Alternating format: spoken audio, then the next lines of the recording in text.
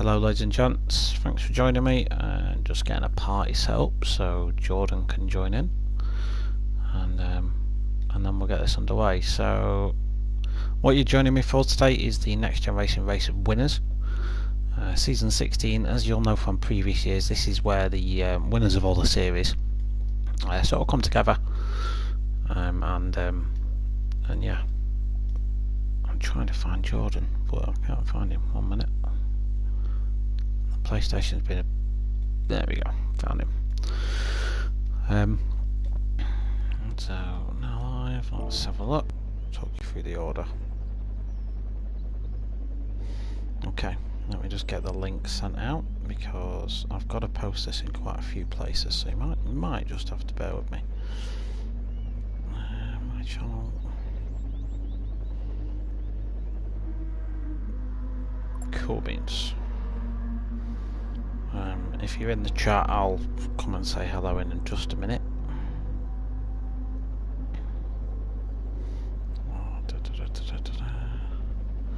Now live for the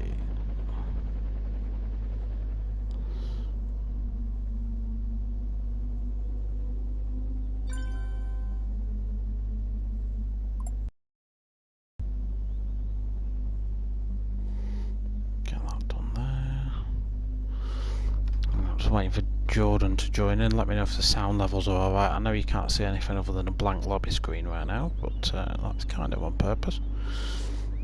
Share to a group. Now live for the NGR Race of Winners. I'm just going to copy and paste that. Sorry I sound a little bit unorganised. It is pure coincidental that get that. Yeah, things are just, my daughter nearly knocked her too far before she went to bed, that's why. So that's that. And then obviously to Next Gen Racing. And then one last place is on Discord. So let me get a few more viewers in. Live streams.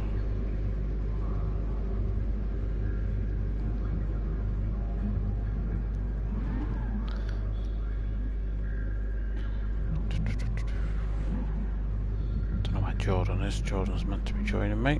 I'm sure he'll be here in a minute. Alright, so JPH99 is going to co-commentate this one with me. Right, so links are sent out. Here he is. Here's Jordan. Yeah, so as I was saying, the sort of format tonight before we introduce our co-commentator. So 4 races for you tonight, 4 different cars, 4 tracks. As you'll know, if you've watched the Race of Winners before, the tracks are kept secret from the drivers. Me and Jordan know what's in store for them, but they won't until the tracks change.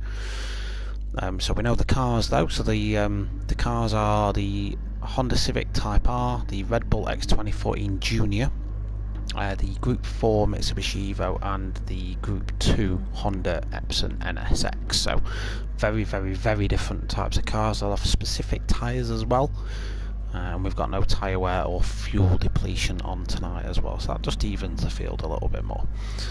So as you could probably see, the guys are lining up on the grid now. I best unenter myself because I'm entered.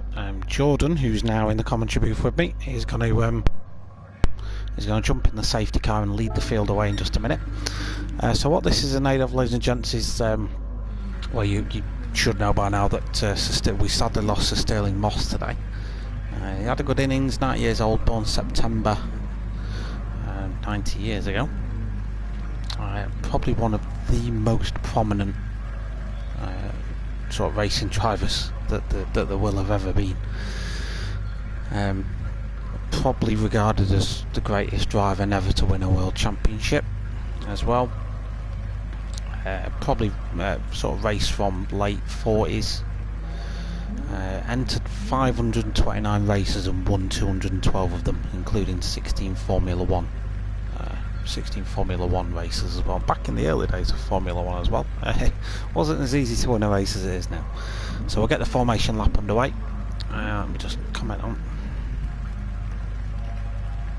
Evening, Chris. Hello, Jordan. How are you? I'm not bad, yourself? I'm good, thank you. I'm hoping you can hear me. I set up the settings so it should. You were a little bit quiet. I'll try that. Hopefully that's a bit better. Okay. So what the racers wanted to do tonight was a little formation lap just in honour of Sterling Moss. So what they've done is they've picked cars that they feel represent him, and you'll see an eclectic mix of vehicles. The safety car we see here is obviously a Mercedes, but it's got some Sterling Moss liveries on it. Poisson, I promised him I would never pronounce his name right again, is in the SLR McLaren Mercedes. We've got the Les, who's currently passing himself around in an old Jag somewhere, so he's having fun there. Can't see what Burnt Fry's in right now. He's in an old E-Type Coupe by the looks of things. Joanna is in an E-Type as well, so I'll sort of use this time, I guess, to talk about Sterling Moss a little bit and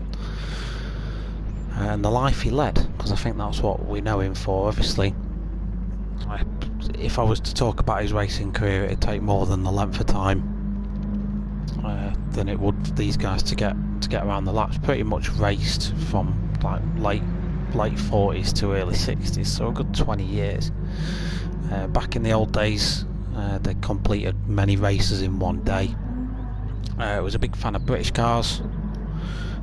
Famous quote of his: "Better to lose honourability in a British car than winning a foreign one," which I absolutely love. As we pick up one of the guys there in an American Shelby, I think I just picked that up there.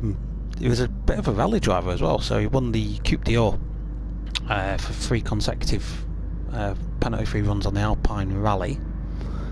Finished second in the 1952 Monte Carlo Rally, 1953. So he did an absolute ton of racing. Italian Grand Prix, he passed both drivers who at that time were regarded as the best in Formula 1, so that's Juan Manuel Fangio in a Mercedes and a Ascari and a Ferrari. Took the lead, ultimately retired with a bit of an engine issue. But still an impressive feat to say the least. In the mid-50s, he won the 1000-mile Mille Miglia. And one of the most sort of, when people think of Sterling Moss, that's kind of what they think about, is a Mille Miglia. I believe he was in one of the old-fashioned 300 SLS Mercedes, the Gull Wings.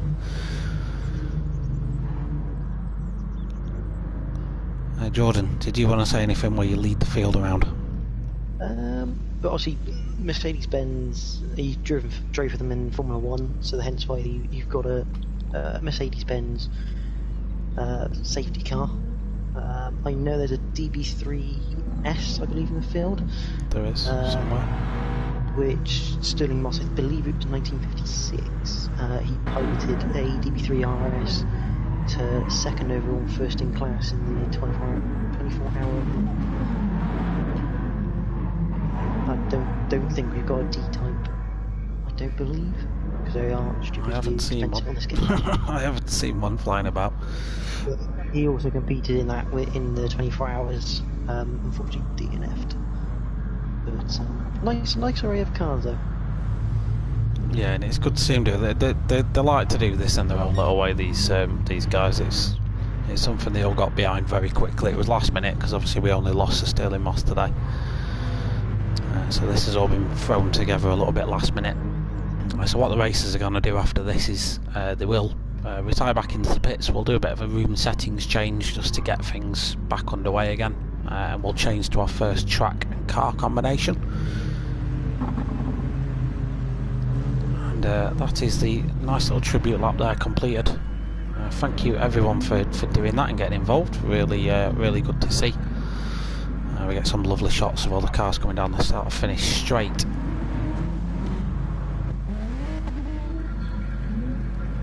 So thank you guys. Right, I'll pop a little message in the chat.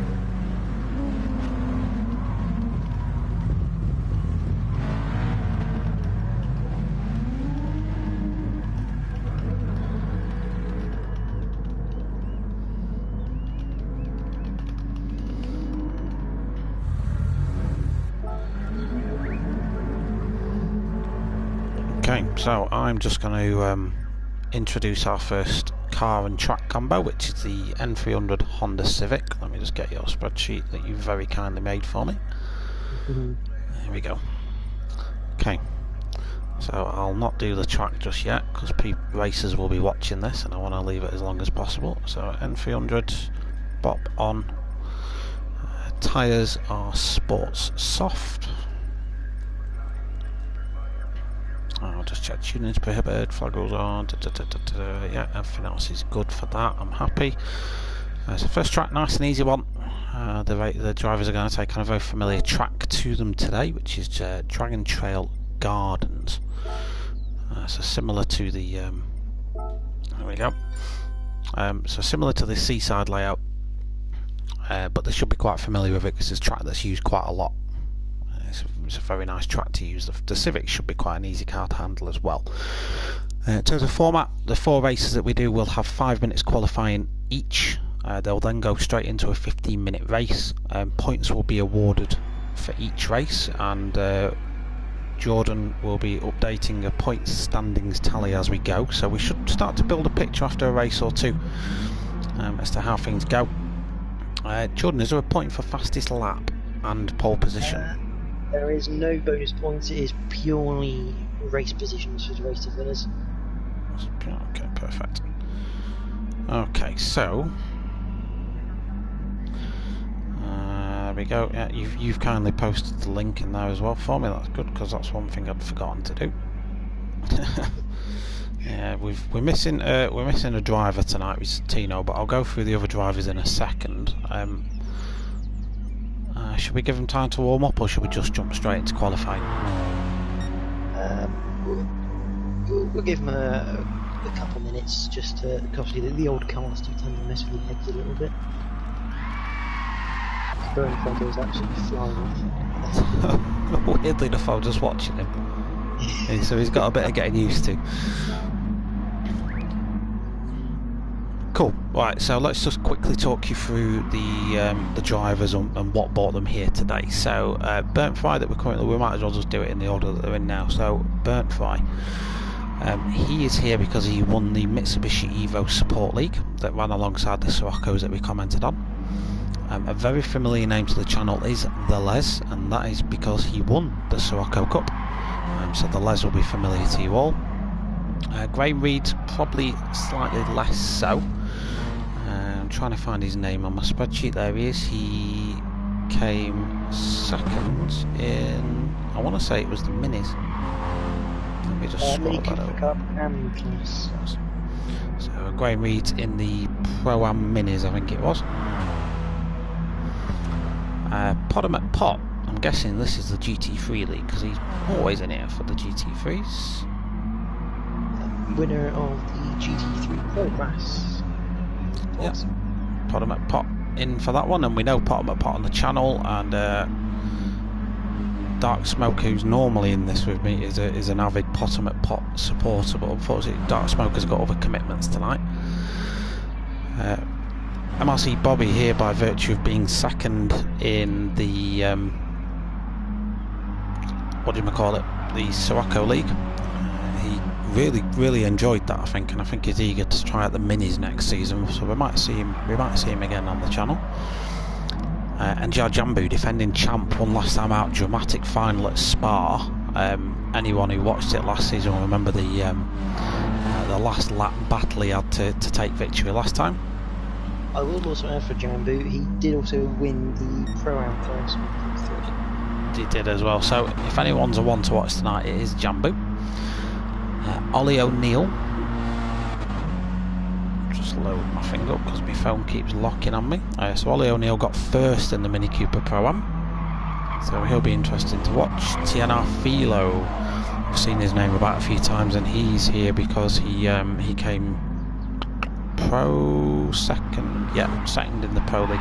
Philo's a is a pad user, so it's impressive that he manages to do the sort of driving he does on a pad.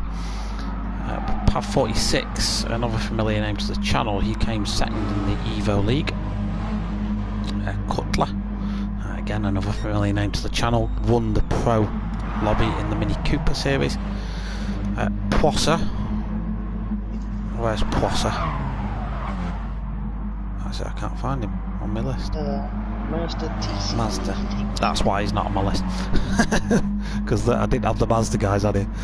If you go onto the spreadsheet, it's all on there. Yeah, I'm trying to multitask, mate. It never wins out well for me. And then we've got Purcell. I want to say Purcell's here because he came third in the... Yeah, is he not? No, that's Joe Winner.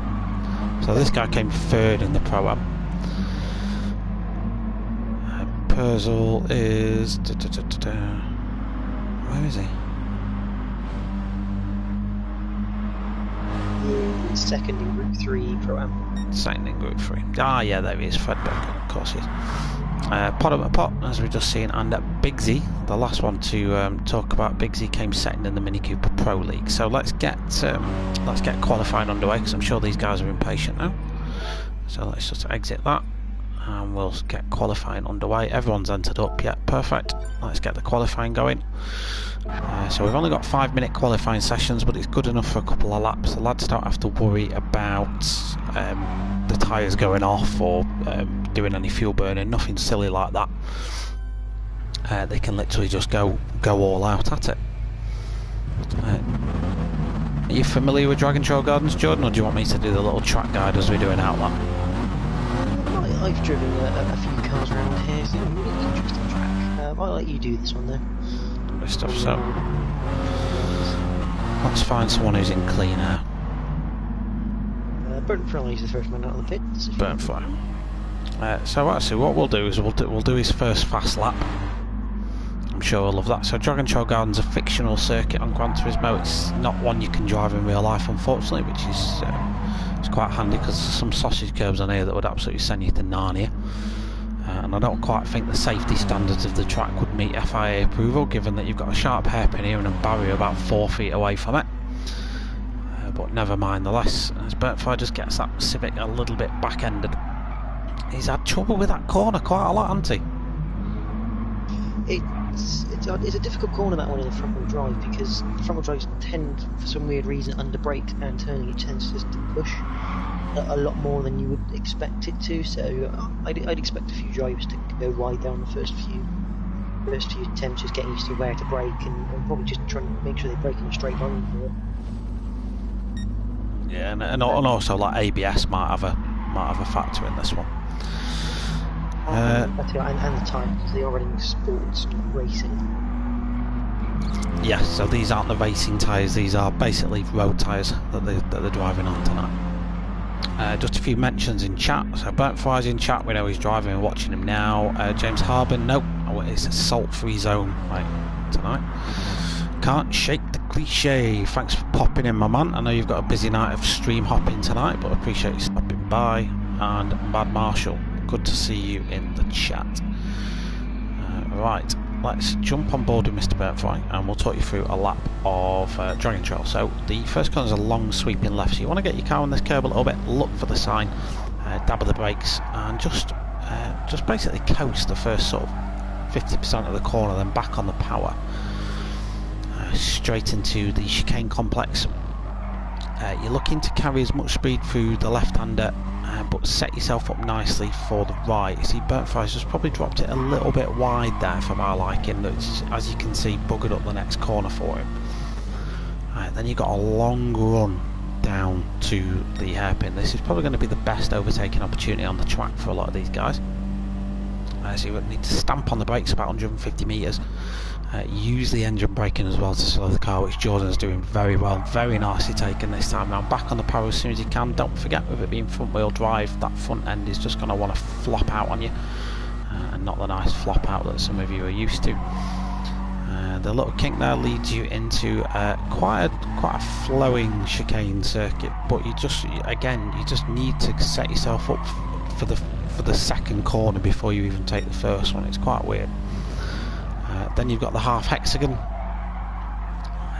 So basically you want to coast the first two corners and flat out for the third, just like you see there. Try and carry as much speed up through the back straight as you possibly can. Again, a decent opportunity for some overtakes at the top of the hill, because you can get away with late braking up here. There's a good runoff, and it's uphill braking, so if you're confident on your brakes, you can probably brake as late as 100 metres and still make the corner. Jordan's done that to absolute perfection there as he enters the back straight, and that's your first lap of Dragon Trail Gardens underway. So we'll get the first sort of set of times in now, as they'll have a chance to take another lap on. So 151 for Burnfly. Sorry, Chris, I just been to what Perzel, Bobby, and Opti, because they're in a bit of a group together, so I'm expecting a bit of slipstream too. Yeah, but so far, the person with the honours is TNR Philo. I don't know about a slipstream. I did have that thing when I was talking about the track guide, and in all honesty, I don't think these cars are the most aerodynamic anyway. So I don't think they're going to throw off a bunch of clean air at the back. But we'll see. I mean, we're watching Bobby and Potham at Pot now doing the old slipstream battle. Yeah, just look to be paying off a little bit for Potham at Pot. But the current pole sitter is TNR Philo. He's got a 150.5. He's quite relatively close at the top. Prosser, just 500s behind him in the Halford Civic there. Potham at Pot, who's now in a bucket load of traffic, half a second back from that, and he's quite eager to get on with it. To be fair, he's behind Ollie O'Neill at the minute. Ollie just running wide at the hairpin. Obviously coming back on as you do, nothing too malicious, just getting good up on it. Yeah, so drivers will want a good result out of this first race, because you don't want the pressure on for the remaining races, especially since you don't know what's coming up as well. They know the cars, they just don't know what's going to happen in terms of what sort of cars and what tracks are going to be matched up. Let's have a look as they cross the line then. Let's see if Bernd Fry can improve on his 151.2. He's 4th at the minute. Can he hold himself up that grid? He can. Prosser at the minute in time is pole with a 149.9. Let's see if Philo can improve on that. He can't. Interesting. Potter does improve, but it's not enough really to see him raise his position either. As we see other drivers, Joanna currently had an awful lap time. Joanna, he's 14th at the minute. He doesn't improve. The Les doesn't improve either in terms of position. And at the last gas there, we saw Bigsy improve to 8th with a 152.8. So there's confirmation your qualifying standings are quite evident that some drivers struggle to get hold of the cars there. It's not an easy car. Any of the road cars in this game aren't the easiest to drive anyway, but front wheel drive, you definitely have to have a bit of a taste for them.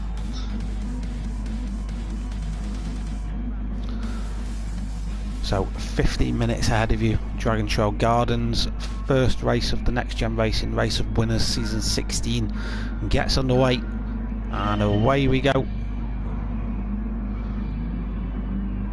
All drivers look to get a clean start. Potham at Pot got a great start there. It looked like someone bobbed down. Was that Pav that bobbed down off the line? It was. Philo's down in 6th as well. And if you want to keep an eye on some action further down the field, Jordan, call out anything that you see. There are four wide going into the first corner near the back.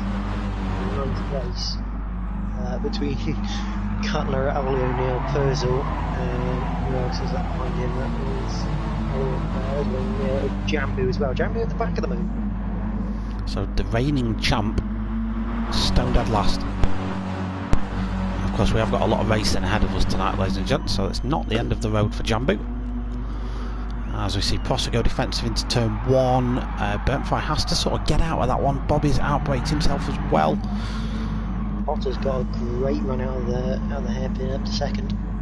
Yeah, as Potter's now on a charge. There's a big battle behind as well. As you see Pav 46 sort of steaming on the action as well. He gets himself up to 3rd. Pav and Bobby having a little bit of a private battle between them. Burnfry's looking to pick off any remaining scraps. Meanwhile, the guys behind there's a lot of fierce battling going on at the back. Yeah, Jambu looking for a move on Bigsy for 10th at the moment, but he's got real pressure from, I believe it is from another person. Meanwhile, Burnfry goes really wide at the hexagon. That's going to let Philo take advantage of that. The Les is going to try and take advantage as well. Cutler looks to be on the inside of Burntfire, but it looks like he's just backed out of it. That one, Ollie O'Neill in 9th currently as well. Biggsy's currently in 10th. I love the livery on Biggsy's car. He's got My Little Pony car. Oh, that's brilliant. Yeah, Jambu, as we say, up to 11th. He'll be looking for a result out of this race. Graham Reed's in 12th at the minute. Purcell 13th, and the last car on the grid currently is Joanna. So back to the top then. Pot McPot beginning to pile the pressure onto Prosser. And he's in a prime position to get some slipstream. They are building a bit of a gap to the field behind, and that's because Bobby, Pav and Philo are having a little bit of a battle for 3rd place at the minute. If you're not careful, they're dragging the Les into this. We know how quick Les is in a front-wheel drive car. Meanwhile, Poss has just outbraked himself into the hairpin. Pot just slides through into 1st place. Yeah, you're right, the Les is right in that fight as well. Cutler's beginning to get involved as well. The more these guys battle, the more it's bringing everyone else into it.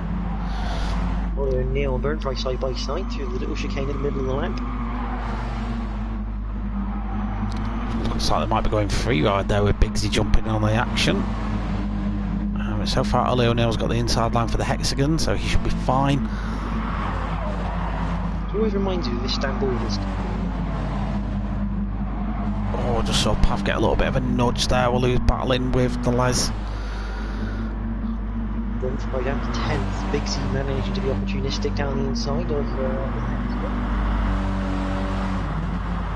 Marion Burkhart in the family, giving her family some support. I think she's got 2 family members in this. Yeah, Jambu and Purcell. Yeah. So Fred and Janice have had a shout out from Marion. Make sure to cover the progress in this race. We're quite early on in this one, still 11 minutes to go. A lot can happen. At the minute we're sort of watching the evolving battle for 3rd. The Les now is well and truly on the back of Bobby. Pav 46 has just sort of backed out of this one for a minute. Cutler and Philo. Philo's really lost out from that. Ollie O'Neill massively outbreaks himself into the chicane. He's going to have to be careful about how he re-enters the track here. Jambu just sneaks through in time, but I think Jambu just had to make some last-minute alterations just to not collide with Ollie. Burntfire gets himself back through into 10th as well. Meanwhile, Prosser back in the lead. Lots of smoke coming from the front of that Honda Civic. Pot McPot just gets it wrong on the brakes as well. Very, very easily done here, as Jordan said in the pre-race warm-up. Jambu's now up into 9th, passing Ollie O'Neill. So Jambu starting to make some progress in this race now. Defending champion, he'll want to prove his worth in this race. Meanwhile, a little bit further down the field, I don't think Fred's getting on as well. No, Fred has struggled with the car. There may be other cars in this series that he's a little bit more accustomed to, but he's in 12th at the minute. Joe Winner in 13th, and Graham Reed unfortunately is last as it stands. Plenty of time for this to change. Let's have a look. Chrissy Raz, welcome to the stream. How are you doing? GRT Jack, thanks for popping in. Stu Law, thanks for popping in. Ollie O'Neill down the inside of Burntfire at the final couple of corners. These two have been stuck to each other all race long ever since Burntfire's been down with him. So Ollie's not giving up this place. Burntfire's got the inside line down to turn 1 though, so we'll see how brave Ollie is. It's a really nice switchback that from Burntfire, using the double left-hander wheel well to set it up. But can Ollie get it back into the next braking zone if he's positioned his car well enough and gets a good enough run? It doesn't look like he's in a position to do that, so just tuck back in for the time being. You're right, Chrissy Raz as well. I was going to be mentioning that during the stream tonight because I do thoroughly approve of the deliveries that you made, as Burntfire just scatters debris all over the track. So Pot McPot, you'll see his very nice livery on his Honda Civic there. It's been custom made for him by Chrissy Raz. Chris is in the comments actually if you want to go and applaud the livery design there. All of Potter's liveries tonight have been made by her specifically for this event. and how very nice they are indeed. Potter's currently chasing down first place, beginning to really build a gap over third, so Potter can really just focus on the job in hand at the minute. Bobby's occupied with the Les and Pav 46. We know Les is very fast. We've seen him plenty of times in the Siroccos, and him and Bobby have had fights there before. In fact, third, fourth and fifth are all regular drivers in the Sirocco series, so they'll be familiar with each other's racing skills, etiquette, and what they're likely to defend and not defend. See, guys trying to force the issue into the double left-hander. You see him going wide, he'll look for the switchback, but I think Pav's going to beat that. Oh, Bobby's made a mistake. He has, yeah. He's just made a mistake. That's gonna let a lot of cars pass, because that means he's got pretty much no speed going down the straight. Biggs is going to be able to get this move made easily. I think Jambu might be too far back to get anything off that. Bobby's fighting this.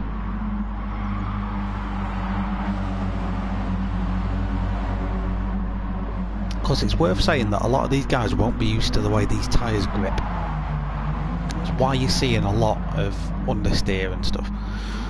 The sport soft tyres behave very differently to the racing tyres that these guys are normally used to driving. Let's go and have another look at that Bobby collision. So it was on the way up to the last corner. Gets on the brakes nice and early. But I think he just tried to square the apex off a bit too much and just collides into the wall, unfortunately. So Bobby down to 6th. My Posse. Let's have a look. They were side by side coming out of the hairpin. Pav trying to force the issue, not quite forcing it enough. Les has held onto the podium at the moment. So far it's the Les. Thank you Dark Smoker for popping in, do appreciate it mate. I will return the favour if possible. And a message for you in the chat, Jordan, is a thank you from Stuart Packham for sorting his league out. Ah, no worries mate, no worries. And he is supporting the Les as well. Currently the Les is doing very well actually, he's in third. He's had a very eventful race as Pav 46 makes a move up the inside. The Les sees it, gives plenty of space. Pav has to take the narrow line, but the Les is still very much there. These two side by side going down into the first corner. I think the Les got a better run out of the corner though. In theory he should have better, obviously, even though he's a bit wide, a bit longer, he should get the parallel earlier, being on the outside. So both guys keeping it clean into T1. The Les does just tuck back in for the time being. 5 minutes left in this one now. Pav fighting this one nice and hard, representing Mature Racing Club. Potter McPot's also an MRC member, but he's spreading himself a little bit thin now. His Potter McPot is involved with a few different sim racing groups. Currently doing a good job in second. He's losing sight of first place. But at the same point he's got a nice comfortable 5-second gap to the cars behind him. Let's see if there's any evolving stories going on behind. Bobby is we just sort of cut the go off there. It might affect his exit speed. A bit winds with the hairpin there. He's kept it though as a cutlet. Bobby's going for the switchback. I think he's going to find there's a Honda Civic in his way. That might actually slow Bobby down. It has. It's let Philo through. A bit of touring car door rubbing. It is very touring car door rubbing. And Bobby then, in the space of 2 corners, has lost 2 spaces just by virtue of being slowed down a little bit over the brow of the hill. Jambu back down in 10th. Something's happened to Jambu along the way, unfortunately, so he's got a lot of work to do now. Ollie O'Neill down in 11th, Purcell in 12th as it stands, Joe Winner in 13th, and Graham Reed's 14th. Prosser is doing a great job out front, 3.2 seconds ahead. Nice and just nice and consistent from Prosser. He's not really got anything to worry about. He can just lap nice and clean now. It's a skip to the wrong car. Potter McPot getting all Tokyo Drift on us. again, like I said before, losing time to the cars ahead, but at the same point hasn't got to worry about an impending threat from behind. The Les and Pav still having a little battle for third, and then the real battling is for sixth, as we just see Burnfire get a penalty there for cutting the track. In terms of penalties, the drivers can just serve them as they wish. There's no immediate desire to slam your anchors on off the racing line. Well, Burnfire gets that served in the braking zone actually without even realising he was doing it. Cost him a place to Philo though, and he could lose on to Bobby if he's not careful. He did get a good exit though, Burnfire, so he might be able to hang this one around the outside, which turns to the inside to the next corner. No, Philo has got that one. So yeah, Bobby's on a charge, to be fair. He'll be wanting to get some of them places back. He was battling for third at one point, now he finds himself down in eighth. Great move down the inside. It's not done yet though. He should just about get the run on him. He has. But this is where all the actions are going to kick off. I think this is where we're going to see things kick off. Does anyone go for the move? Yeah, but something we haven't really spoken about is Big Z right on the end of this train, and any mistake from any three of them is going to result in Big Z going through. Yeah, Big Z in his My Little Pony livery, which I absolutely adore, mate. It's probably one of my favourite liveries that is in this. I just love it. Yeah, he's well in with a chance. This will probably be the last lap for most guys now. So if anyone's going to have a major off and give Big Z a place, it's going to be now. Let's just see if everyone navigates the sausages nicely enough. Yeah, everyone does a good job of that. Let's go and check in up front. Prosser nice and comfortable. Can just finish the race as he pleases. Podham at Pot. Again, pretty similar. He's not really had anything to worry about in the race. He should be quite happy with a second place finish, to be fair. But the last podium position is not settled yet by a long shot. The Les in that psychedelic livery. Tribute to his Scirocco livery that won the league this season. It always spins me out, that thing. Absolutely always spins me out. I can't get used to it. But at the minute, unless and I probably see Pav making an opportunistic move. If you want to try and keep an eye on the battle, I just saw a position change between Burnfire and Bobby. If you want to keep half an eye on this battle and let me know of anything that sort of kicks off with these guys, I'll see if the Les gets attacked by Pav. Pav does go late on the brakes, but it's just not enough. I think the Les is just going to about hold that. I think Prosser's going to get another lap out of this as well. Bobby down the inside of Philo takes 7th place in the last couple of corners. Philo runs wide, Biggsy goes through now to 8. Burnfries run wide, meaning Bobby gets another place. So Cutner finishes 5th. Very close there. Biggsy taking 7th in the end. Biggsy got 7th just by 0.08 of a second. So we'll cap off third downwards for now. So the Les just got in front of Pav, half a second between those guys, so the Les does finish third in the end. Pav finishes 4th. NGR Cutler, after just about avoiding most of the absolute chaos that was going off behind him, finishes 5th. Bobby may be disappointed with that one, but some good racing from Bobby to finish 6th in the end.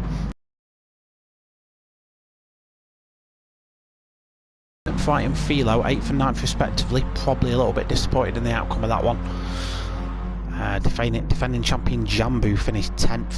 Ollie O'Neill finished 11th with Purcell in 12th. Joanna came home in 13th with Graham Reed in 14th. So that's third down. Because Prosser and Potter made it across the line before the timer expired, they have to do another lap. I think unless Prosser just sends it into the wall on the last lap, I think the outcome of this one is pretty much decided. So that'll give us our first round of points heading into the next car and track combination. Yeah, very close finish at the end, that one, Stu. Wilkie. Oh, Wilkie, how you doing? So the winner of race 1, Prosser, caps himself off a nice 21 points. Podem Pop, second place, does love a handbrake across the line. Beautiful stuff. So we did say about Bigsy at the end. You called it. You called it. All right then. So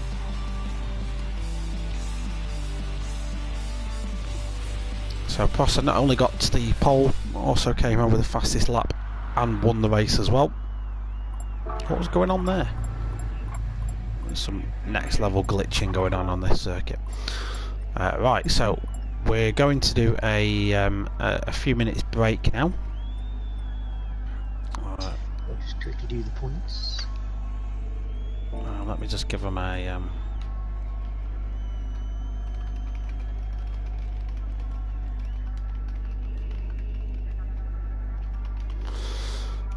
I will pop into the comment section in just a minute. So, next car is the one I have to do a little bit of work on. It's the Red Bull, and that's a Group X, isn't it? Group X, yeah. So, I did have a play with how to do this earlier on. It's not letting me set a minimum and a maximum power. You have to take BOP off first. It won't let me, it's greyed out.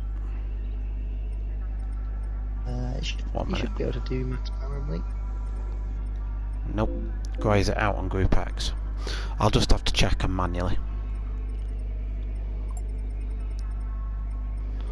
which I will do. That is not a big problem. The only other thing you could do is maybe have no category and just set it that way. Should be able to do that. Alright, let's try that. Just try it just in case. So max power is 246 and minimum weight is, I put it in the spreadsheet, 550. So these parts of the stream are going to be really boring, but I'm hosting as well tonight, so just do that and then we'll change the track. So the next car is going to be the Red Bull X2019 Junior, so they're only sort of the little cars, but they have a ton of downforce, and they'll be racing at the Catalunya F1 circuit. So that's that one.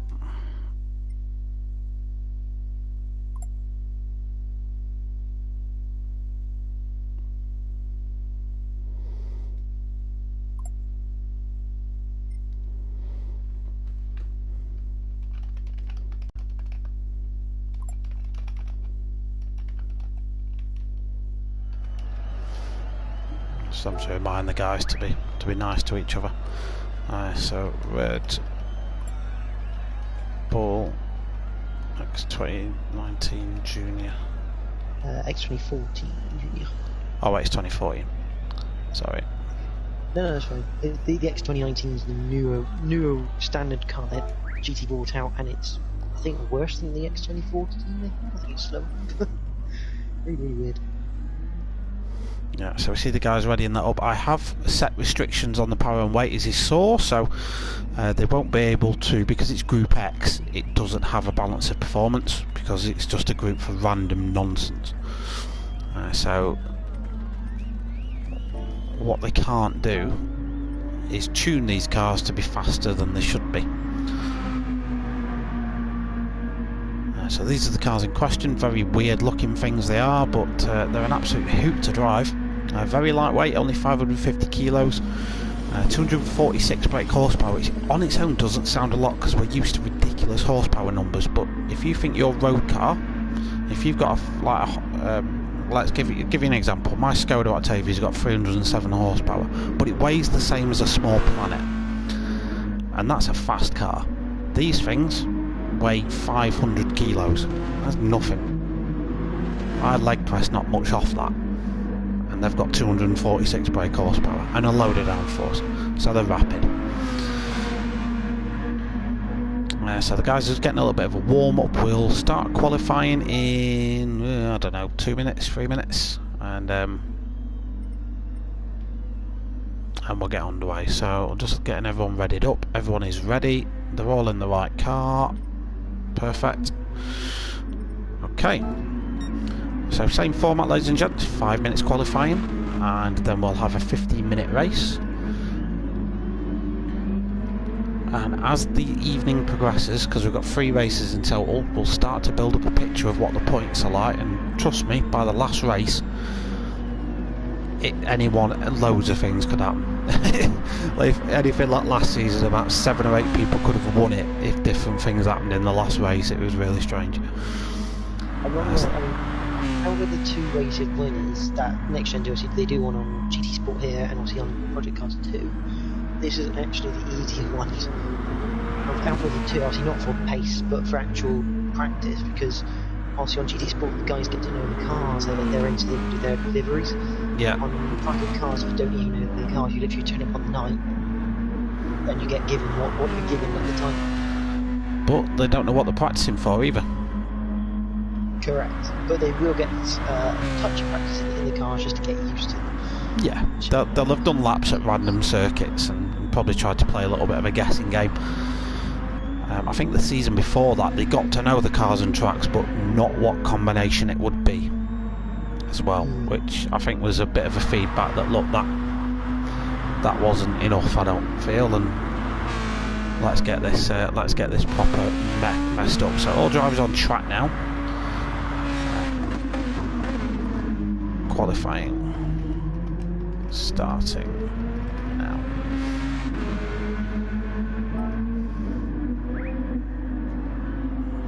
Okay, let me just check comments, see if there's anyone saying anything in the chat. Hi Alan, welcome along. Alan's Shadow Stalker. Oh, is that Shadow Stalker, is it? Yeah, Shadow Stalker. Yeah. Oh, one of my favourite drivers from Sirocco League's popped in.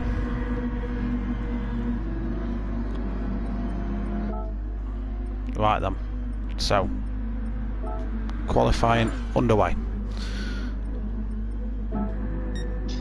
So Chris, do you want to do the lap on this one?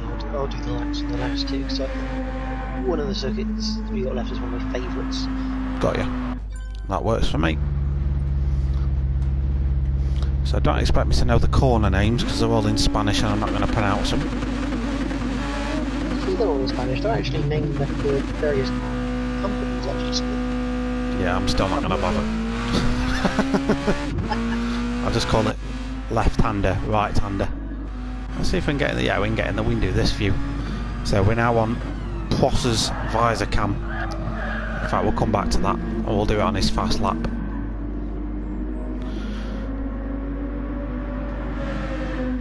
So you get a sense of what these cars are actually like to drive. Lots and lots of slipstream going to be available for this one.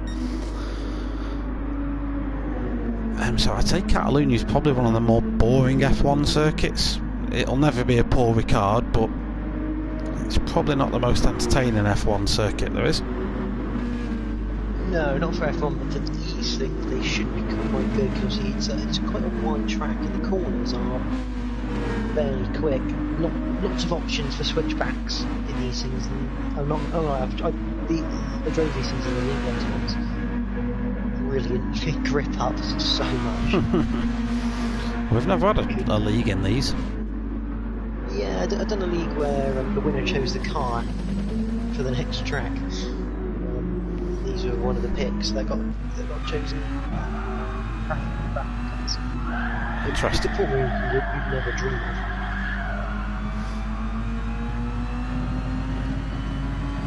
Burnt from not quite getting used to yet. So they're racing mediums, so they haven't got all the grip in the world, but they should have enough. Should have enough. So on board with Prossa now. So coming down into the start-finish straight, a good exit from here is going to be critical to a good lap time.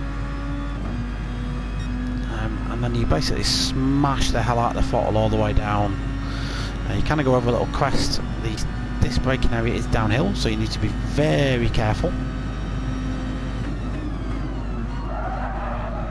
carry as much speed through the right left-hander as you can, and then the right-hander going sort of, and this right-hander you're seeing Prosser navigate now in these cars is flat, so you can just absolutely nail it.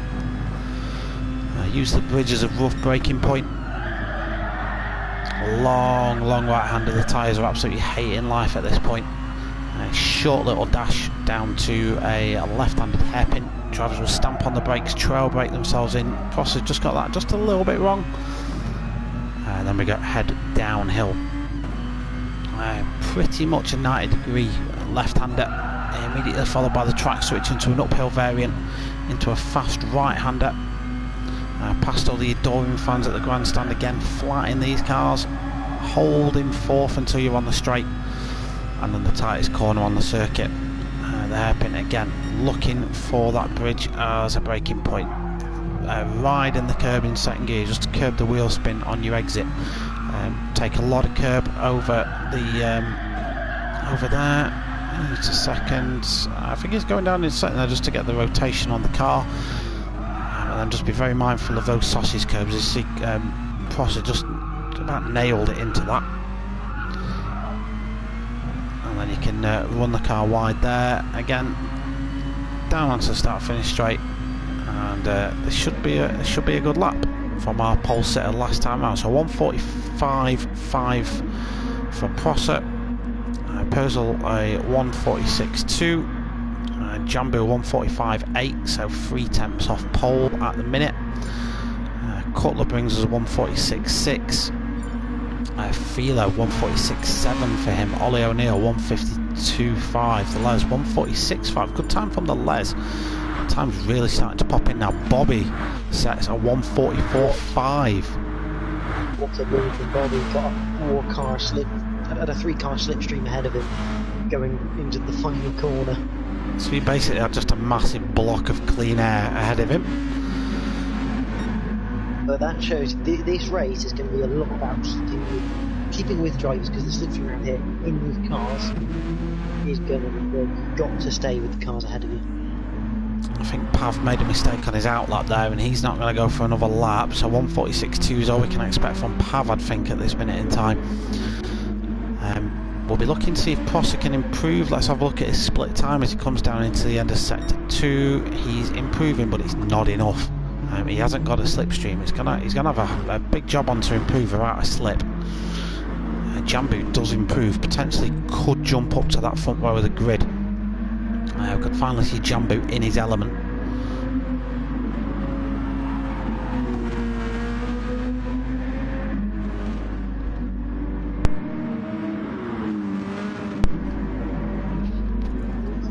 Bobby and Potter being sideways, having a mini race in qualifying, which is not normally advisable to try and get a good lap as they come together and Potter's round.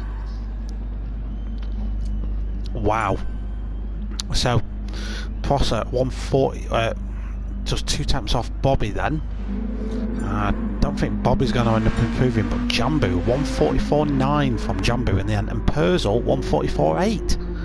Where'd that come from? 1:44.4 from Philo to take a provisional pole. Beautiful lap from Philo then, 1:44.4, 600ths of a second quicker than Bobby. Bobby will be kicking himself now. I think Philo got a bit of a slip with that as well. So Philo was well in the pocket. But we do know that TNR Philo is a very quick and capable driver. So he qualifying at the minute does have TNR Philo and Bobby on the front row. Prosser and Purcell second row, and then defending champ Jambu and Burnfry on the third row of the grid. Otter's not going to be happy with that one, I'm afraid. He's down in 12th place for the start of this race. Now, I think you said that there was him and Bobby having a little bit of a battle on the second race, and you just want to find yourself a nice gap in qualifying so you can get a good lap in. And for some of these drivers that hasn't happened, but race 2 about to get underway then. All cars away well. Looks like Purcell got a little bit of a slow start. Prosser got a great start and will be looking to get himself up there straight away. Bobby immediately tucks into the slipstream that's available behind Philo. Hopefully there's no accidents down here at turn 1. Prosser and Bobby side by side. I think everyone's keeping it clean so far. Yes, they are. So no one's going to do a Grosjean and plant the throttle and take out a load of other cars. No, we're good. Good start from Potter. He's up into 9th place from the grid so far. So at the minute, Bobby leads us away. Just trying to keep an eye on anyone who may be doing anything in the background. Jambu's fallen down to 7th. Plenty of time for him to recover. That. Potter's back down in 10th. Looks like him and Purzo going side by side now. They've been side by side since turn 1. This is really raged on. Potter's just got the better of Purzo for now. Purzo's suddenly dropped down to 11th. Cutler's got... Oh, Purzo's dropped it. Here comes Potter's issue now. He's 1.5 seconds behind Bigsy, which means he's not in that slipstream territory. Have to make some good games. If he can have a flyer of a last sector, he can get himself in it in time.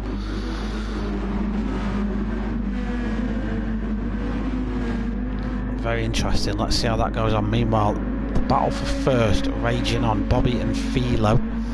Philo's going to be getting a slipstream all the way down. Bobby moves to break the slip, but can only really change position once and has to tuck back to the racing line. Does opt to go defensive. See what Bobby's doing?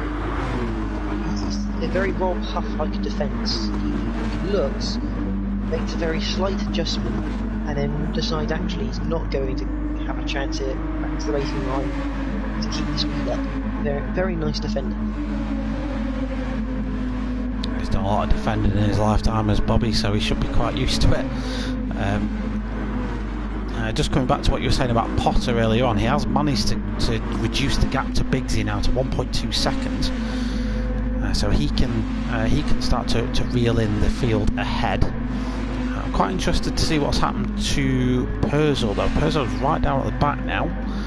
Let's just go on board and have a look at what happened to him before. So this is when he was side by side with Potter a little bit earlier on. Cutler managed to get his way through as well. Yeah, he just took too much curb. Unfortunately, he's dead last at the minute in time, but there is plenty of time in this race for him to recover that. Cross has picked up a little bit of a penalty somewhere. That'll be a little track cut, nothing too major. Right, Burnt 5 running well in 4th, has dropped the slipstream to Pav in 5th. Janbu would probably be sensible not to give Pav too much of a hard time, because it's better at this point in the race that they work together. If they work together, they can reel in the guys ahead, because Pav is doing a good job of bringing Burnt Fry into his window. Probably with a second penalty to his name, but Philo's catching under slipstream for the lead. Yeah, Philo pulls out, goes for the move. Bobby's going for the cutback, I think. Didn't manage to get it made there. He might have the slightly faster line. Looking for a good line through turn 3. They rub wheels, nothing too major though. Turn 4. This is helping Prosser out a treat. He's gone on board with Prosser. He's got a great view of this this battle kicking off.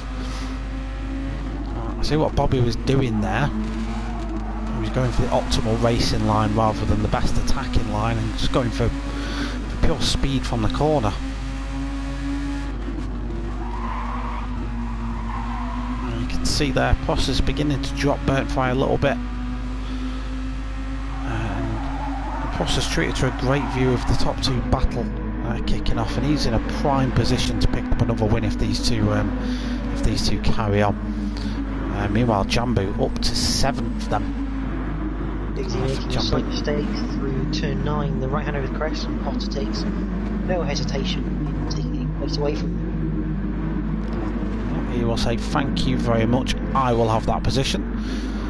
Purzel up to 12th. So to say, Potter doesn't need a second invitation when that happens. And something's happened to Bobby. We'll go and find out what that is. He was in second place. It's a bit of a replay what happened to Bobby. I suspect he took a bit too much sausage. Yeah, that wraps up a win in this race. He's now 9 seconds adrift of Philo and under attack from Potter. Potter pulls out the slipstream to get that move made, but Bobby just about keeps it. Potter and Bobby can work together here. They may end up catching the Les, and Jambu's actually moved up to 5th. But what? Because I know Potter and Bobby quite well, they probably prefer just to race rather than work together and catch the guys ahead. But we'll see. 2.3 seconds to the Les ahead. Let's see if that does come down over the course of the race. The Les, of course, so is being assisted from Jambu's slipstream. Jambu now up into 5th place. Obviously, virtue of Bobby's off and probably a couple of other things. He's now right on the tail of Pav. So Jambu's having a really good race after his disappointing start.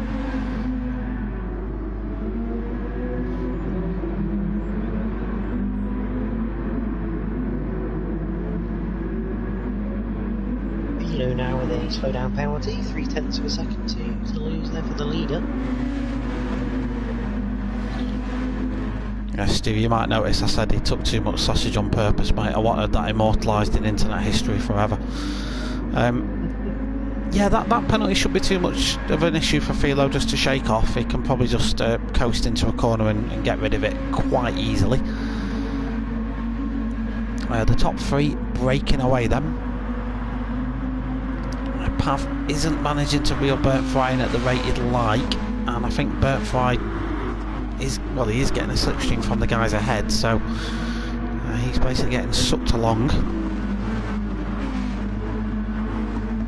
So there is an emerging battle for 4th, containing of Pav, Jambu and the Les. Bobby's looking to get himself in on some of that action as well, since him and Potter have calmed down a little bit. Cutler in 9th with Bigsy for company. Not too much doing here for the time being in terms of battles. Further down the field, we've got Ollie O'Neill in 11th, probably on his own a little bit, as with Purcell. We saw Purcell make that mistake a little bit earlier on. He's just trying to recover things. Joanna, 10 seconds adrift of everyone ahead of him, and Graham Reed's not enjoying these cars that much. He's just started his 5th lap, 44 seconds adrift of Philo. Speaking of Philo, we've got just over 10 minutes left of this race. He's got Prosser for company. Bobby's really reeling in the Les at the moment, doing 7/10 behind the group. That is led by Pav, and Potter is gradually making his way up there as well, so it'll be a big battle for 4th on the way. I think you're right. And it looks like to me as well, just by the body language of the cars, it looks like Jambu and Pav, they weren't before this anyway, but they weren't battling too much. It looks like Pav just made a little bit of a mistake there, and that did give Jambu a bit of a sniff. The Les, ever the optimist, just creeps up the inside, and Jambu just had to take avoiding action. Bobby just picks up a little bit of a penalty yet, so there's 1, 2, 3, 4, 5 cars involved in this battle for 4th, as we see the Les go for a move on Pav. Bobby goes for a move on Jambu as well. Bobby gets that move made. That's a lovely move by Bobby. So he's up to 6 now. And if Pav and the Les keep fighting, Bobby will be. Thank you very much. Yeah, Potter's through as well. So Jambu's had an awful start to that lap. Potter around the outside of Bobby. That's a great move through turn 4. We might go back and have a look at that. Bobby's back in there though. He takes him on turn 5.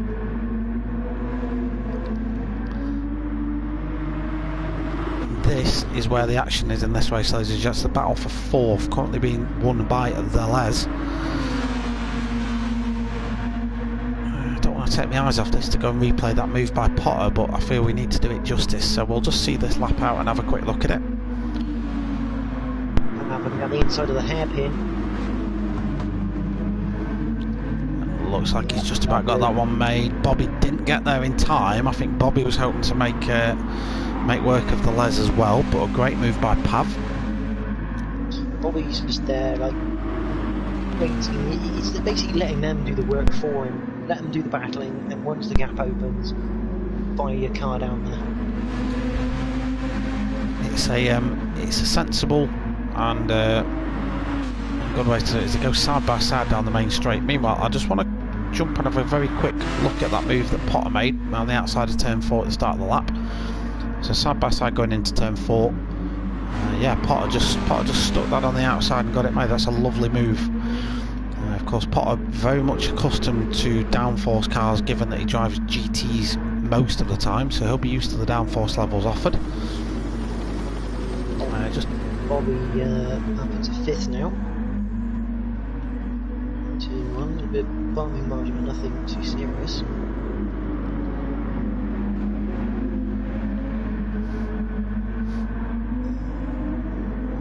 The fight for second was getting tasty, but Bernd just running wide at turn 5. And now means Prost's got a second to pretty much. JDM Jeff in the chat. How you doing, mate? I've not spoken to you in a while. Does take me back. Right. I'd love to say this battle's settled down a little bit, but I don't think it has. Just waiting for the slipstream to kick in now towards the hairpin. And you do feel at any minute Jambu could just, as Jambu does go for a move on Potter. I was just gonna say Jambu can make a move, but Potter just kept stable and kept his car on the racing line and got that defensive move done. Meanwhile, at the top, Philo still leads the way, 1.5 seconds ahead of Prosser. Prosser's 1.5 seconds ahead of Burntfry as well. So the top 3 kind of broken away from everyone else now. The battling that's been taking place back here has been the highlight of the race so far. So involved in that is Pav 46. Bobby's in 5th as it stands. The Les in 6th. Potter and Jambu have also been heavily involved in this. Bobby trying to sell a dummy. Very brave against Pav. Pav doesn't normally give you. Normally doesn't fall for dummies, shall we say. He hasn't done this time either.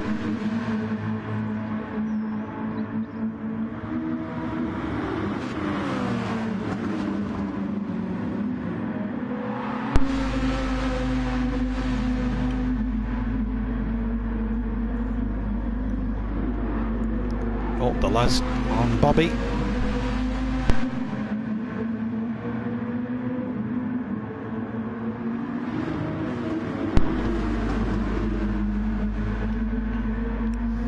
So as that's settled just a little bit, I'll just have a quick flick through the pack, see if there's anything else going off. There isn't really. So we can just tune back into this, see if any moves get... It's absolutely massive.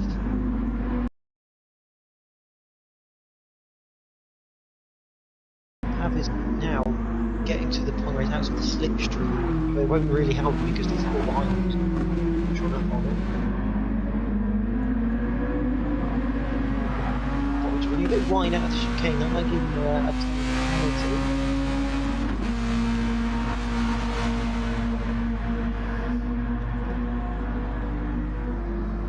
Potter down to 7th now.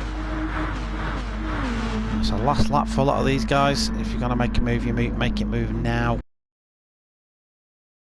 That my internet's fine, so must just be an issue somewhere else. Looks like Burntfire's going for a move on Prosser.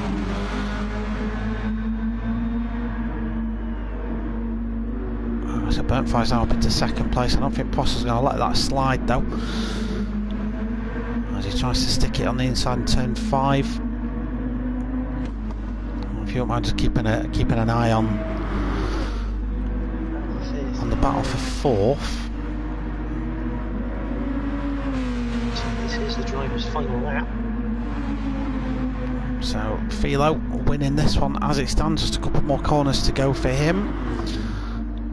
2nd place to be decided. Burntfire's currently in 2nd with a little gap to Prosser, but we've seen a lot of mistakes get made in this final sector. So anything could happen. Potter's down the inside of Bobby at the hairpin. Gets the move done for 6th. And Jambu looking to take advantage as well. Is Jambu going to be able to stick it around the outside of Bobby? Bobby's got a little penalty to worry about as well. Jambu does just keep that. Great move by Jambu that. So that's TNR Philo finished in first. Burntfry just takes second. Prosser finishes third. Pav 46 takes fourth. Great race for Pav. Bobby and Jambu quite close to the last corner. Bit of contact. Don't know what was going on there, but Bobby ended up having almost like a half spin. And Bobby did have that penalty to worry about as well, so he maybe just thought it wasn't really worth it. So we'll get confirmation of the race results in just a moment. We will then, of course, start to build a picture of how this tournament's going to shape up,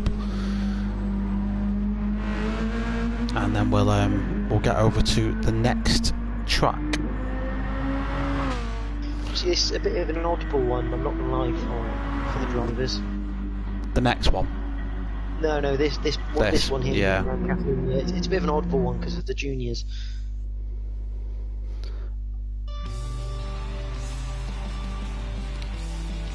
As well, it's got to be said that there's no leagues that these guys have come from that drive those cars.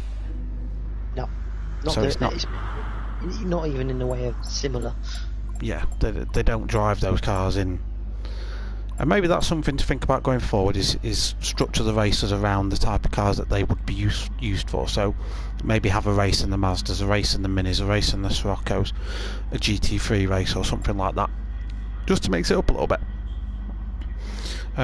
Right, so little break.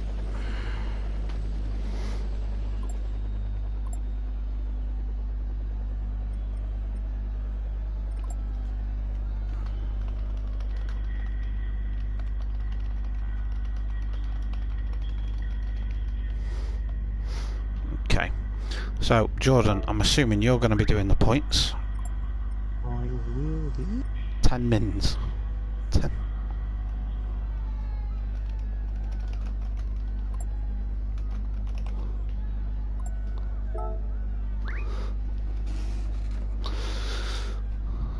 Right, let's get the next set of cars on the way. So the next one, we're going over to Group 4 cars, specifically the Mitsubishi Evo.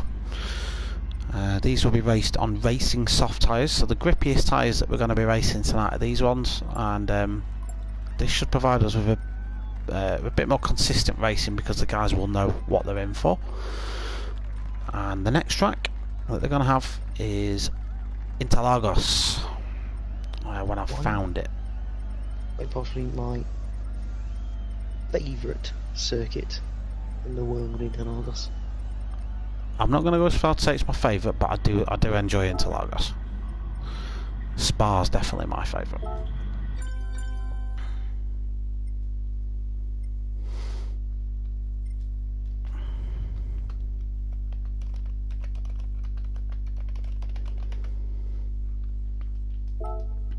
Okay,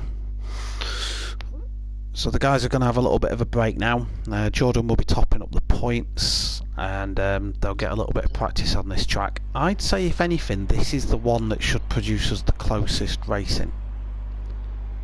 Based on its Group 4 machinery, they'll all have experience in these type of cars.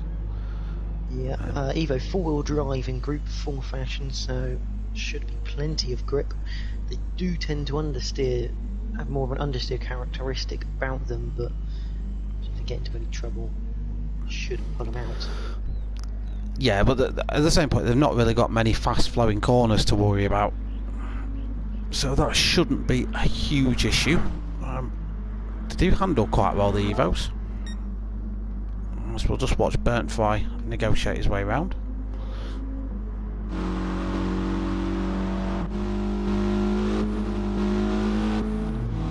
So yeah, the guys are going to have a few minutes break, then we'll get into qualifying, and we shall go from there. How are the points looking, mate? Are you anywhere into that, or? Points are already sorted, if you want to read them out. Okay, so after 2 races, so we're halfway through the event now. The standings are as follows. Let me just scroll up because I'm right at the bottom. So currently leading the way is Prosser, so he's got 36 points. Joint second at the minute is Podham at Pot. He's joint second with TNR Philo. So that could hot up, and they're of course not a million miles away from Prosser as well, and plenty can happen yet. Deleuze and Burntfire both on 27 points, so just behind joint second. And they got Pav 46, 26 points. In 7th is Cutler with 20. Bobby has also got 20 points in 8th. Bigsy and Janbu both on 17 points in 9th and 10th respectively. Ollie O'Neill, Purcell both have 11 points, 11th and 12th respectively. Joe Winner, 9 points for Joe Winner in 13th, and Graham Reeds are 14th. And unfortunately, the last driver tonight has 7 points. So that's where we are with the standings so far. Of course, you get 21 points for a win. You get 18 points for second place, 15 points for third, 13 for fourth, 12 for fifth, and then 1 point less for each position afterwards. No points for fastest lap or pole position. They're just bragging rights, I'm afraid. But plenty can change, because with that amount of points on offer for a win, all it takes is one time off track for this man, and he could potentially be out of the running. Yeah, I love Interlaken. This is such a quality circuit for racing, for the fact of you've got this, you have the main straight. You're going to get a bit of slipstream from that into the centre S's. Obviously out of the centre S you've got another straight before you head into the infield, where you've got multiple opportunities to outbrake someone into a hairpin, switch back and get into the next one better. There's so much opportunity. Should make for some great racing. Agreed.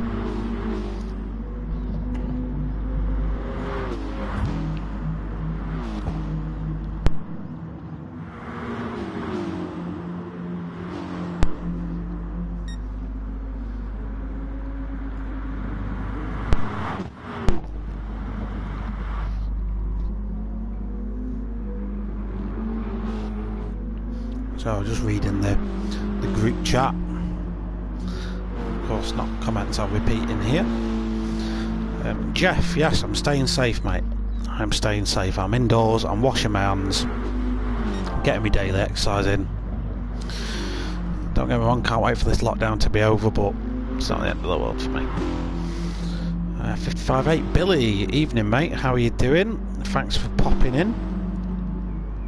Of course, if you're still in and watching the chat, drop me a comment below. Let me know how you're doing, who you're rooting for, any favourite drivers out there, anyone you want me to give abuse to, let me know. I will happily oblige with all of them. Deleuze loves his psychedelic liveries, doesn't he? Look at that thing. Beautiful piece of work. We'll use this time while we're having a break just to check out some of the liveries that are on show.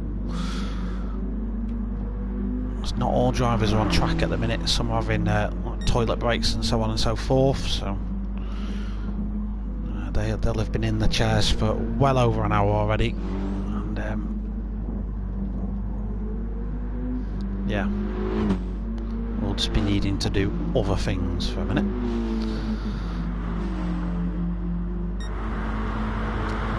So in practice, Prosser goes nearly a second quicker than the next time.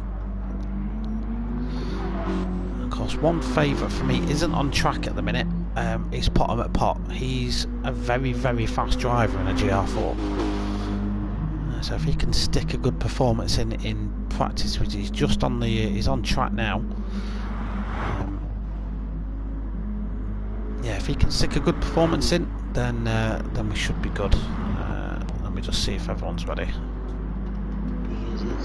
It's one thing to put a decent time in practice, a whole nother when you've got the pressure of qualifying on your shoulders. See, Biggsy's still in the pits, so I'm just going to wait for Biggsy to confirm, and then we'll get underway.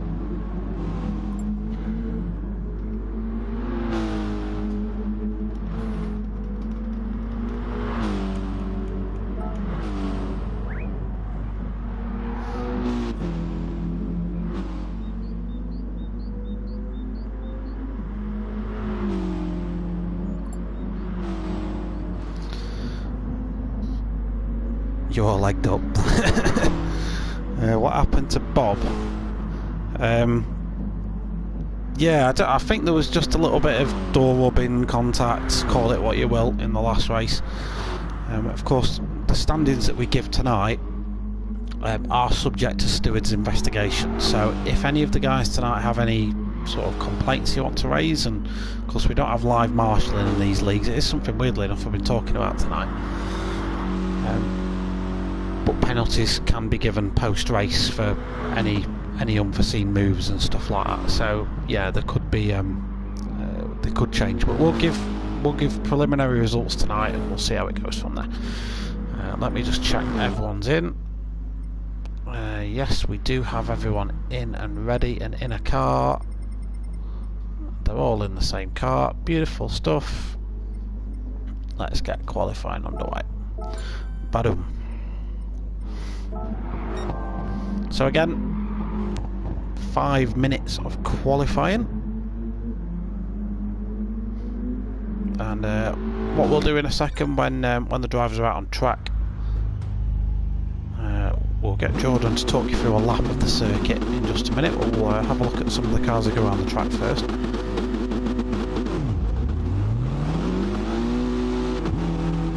So yeah, Billy, not too sure what happened to Bobby. I didn't catch it all on the commentary. Bobby obviously spun out and curves out a second. He spun out, did it? Oh yeah.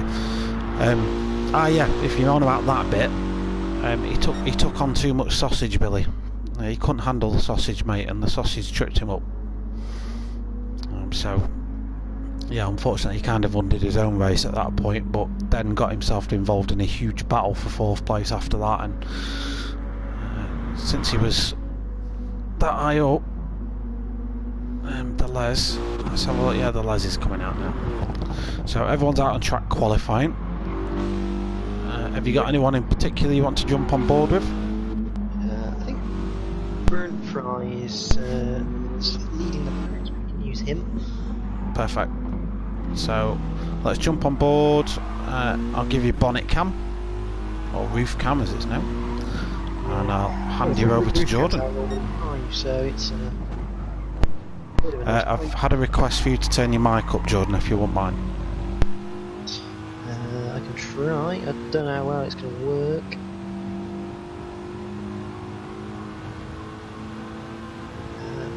We'll try this. I'll just move my mic a bit closer. So coming across the start-finish line at Interlagos, up to the Senna S. Going to hit the brakes just before the wall ends. Now 2 lines. Burnt taking the latter line, trying to get a straighter line through the S, using all the curve through the second part. Flat through the left-hander and onto the Retta Aposta straight. A fairly long straight, but you're coming down to the Descida del Lago, brake about 175, get it tucked in. Nice use of the throttle there to keep the car turned in and flat for the left-hander. You're going to see a few cars running wide there because it tightens up a little bit on exit. Up towards the famous Ferradura. Tap of the brakes, let it roll through part 1. Bring the throttle in for part 2, up over the crest, and then you're going to be hitting the brakes into the S. Good opportunity for a switch back through this section into Pinheirino. Again, just waiting to bring the throttle in because it's quite a long left-hander. Bico de Pato, quite a sharp hairpin in the latter stages of this lap. Get the power fairly early. Through Magula, should be flat yet. Flat left-hander, absolutely fine. Into the penultimate corner, 90-degree left-hander, get it tucked in. Use the curve on the outside to get the throttle in earlier. Up to the Subida dos Boxes, which is just a flat-out curve before heading towards the line. But that's a pretty decent lap there from Burnt Fry. Maybe just hung back a little bit too much from Ferradura, but a pretty decent line. Keeps the left-hand side. And 145.2. 137.2, so yeah, so it's not a bad lap from Burnt Fry. Your track knowledge, by the way, is second to none. It was quite impressive. Oh yeah, fair enough. Alright, I'll amend it to pronunciation is second to none. No, I know British tracks quite well, but anything foreign, I have no idea, mate. No idea. Couldn't tell you.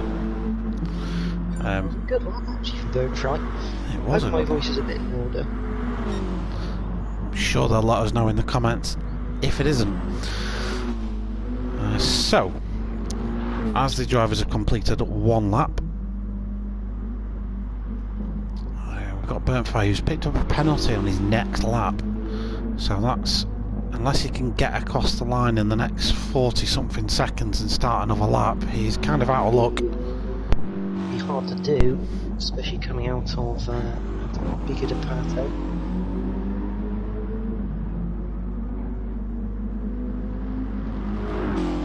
The race's fastest lap, he's got to 1:45. He's definitely not making that long.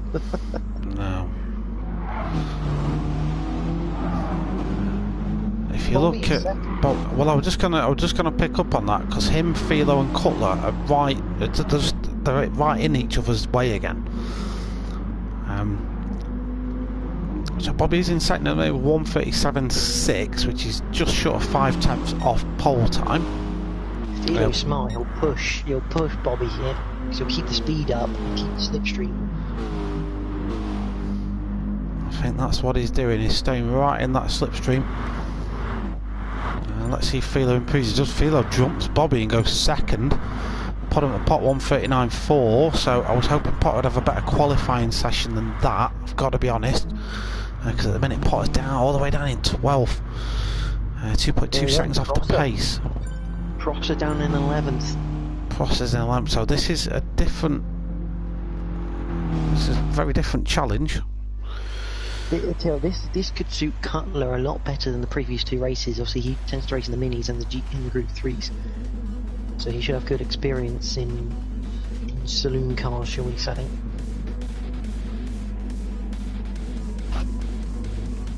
So Burntfire then going to lead us away with this one, but TNR Philo's going to have the inside line as we're ready for race 3 of the Next Gen Racing Season 16 Racer Winners. We're underway at Interlagos. Everyone seems to get a good start. Delay's got a better start than Cutler and he's instantly up the inside. Burntfire moves defensive. Bobby straight away on the attack, nearly does a Viking in a knock-on at Baku and nearly takes his front wing off in the process. Pav 46 looking for move on the inside of Bobby, just gets his nose in. I'm not going to try and pronounce the track names, the corner names or anything. I'll leave that to the expert. Biggsy and the Les, yes, side by side. Destino de Lago. As you can see, as I stated in qualifying, people going wide at the corner. So you're going to see a lot of penalty boxes pop up now. Yep, there we go. A sea of red, really. Luckily they've got 15 minutes to naturally get rid of them. Yeah, you can pick up a lot of penalties back there. So Pot up into 8th, battling with the Les at the minute. So he's still definitely overshot of a good result here, Potter. He's currently second in the entire championship. So that's Pav past Bobby.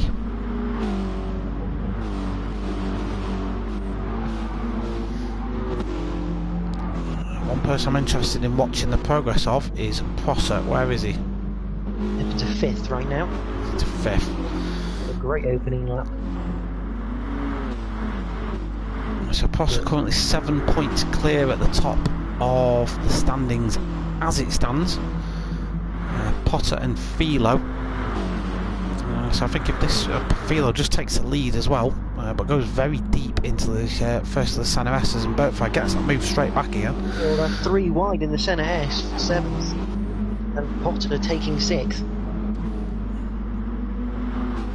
We have marked that, so I can go back and have a look at that. I just do want to go back and have a look at Burntfire on Philo. So we're going to jump on board Philo now. So Burntfire goes very defensive but switches back to the racing line, which just invites a move from Philo who outbreaks himself. Burntfire then takes it on. You're right, they were God, it got very bargy in the centre S's there, didn't it? Biggsy basically had to run away. And Biggsy now down to 11th place. Bottom at pot all over the back of Prosser right now. So this battle you're watching for 5th, this matters, ladies and gents, because Prosser's leading the way in the standings at the minute. Potter is 2nd with Philo. I think as it stands at the minute, Philo's, he is picking up a massive chunk of points out of this race. Philo would pick 6 points if he was to end 3 minutes into this race. I mean, if you're Potter and Prosser right now, what do? Do you work together and catch up to the pack ahead, or do you battle for the position and the points of where you're in? Right now, Potter's got more to lose than Prosser, because he's level on points with Philo. So if he loses any points here, he's going to be behind Philo, and it could make his work a little bit harder. So ideally, he could do getting in front of Prosser, but then working with him. That would be an ideal situation for Potter, wouldn't it? I'll catch him probably then.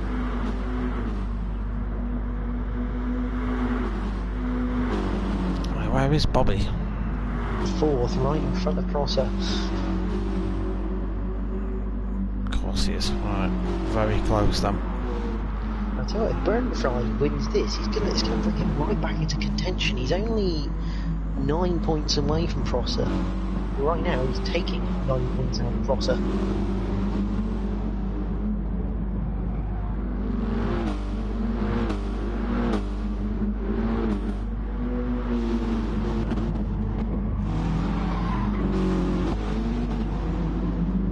So again, what we're seeing, a pattern emerge in these races, Jordan. Top few bugger off, and there's a massive battle for 4th place, and that's kind of what we're seeing evolve here again. Prosser's currently leading to Bobby.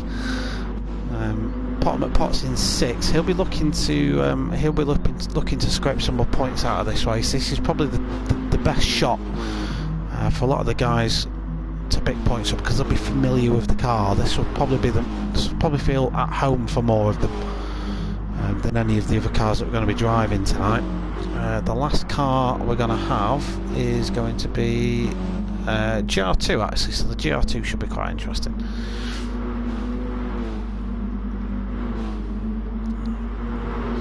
So here we see Prosser and Bobby going side by side. Potter's just looking to pick a side at the minute, because this could Bobby gets on the brakes actually really early though, and basically just gives Prosser the corner. Potter's right in it though, so any sort of slip up from those guys will see Potter right back up there. He has been plagued with bad luck in previous seasons as Potter in these tournaments, and he's never quite got the rub of the green the way he probably should have done. So, season 14 champion of the row was Bottom Pot, joint with F124YS. Yeah, I'm thinking about last year. Last season, he didn't have a great time from memory. But yeah, that was a mistake somewhere. He's down to 8th. I'm gonna go and just see if I can catch that on the replay. Oh yeah, he went wide. Just a little bit of everyone making mistakes through there, I'm going to say. A bit weird.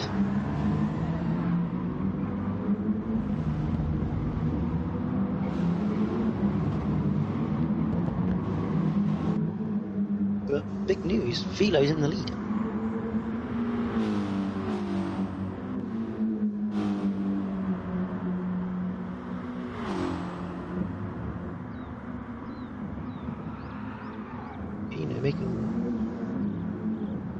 Philo down the centre S is there. Burnfry making a small mistake. Philo capitalising on it.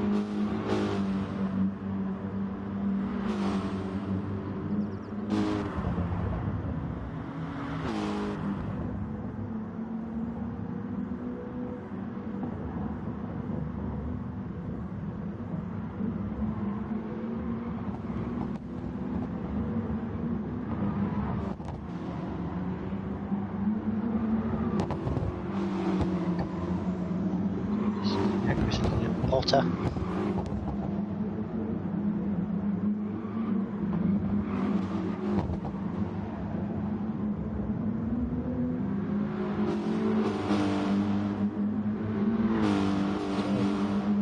Chris knows his microphone's not working, or I can't hear him, but still, yeah, it's 7th on the Persil family affair there with Jambu.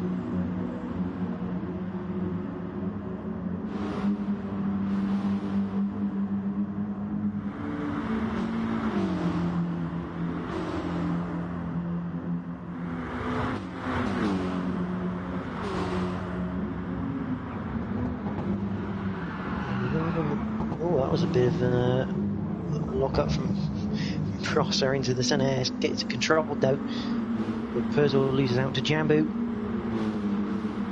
Jambu up into 8th place.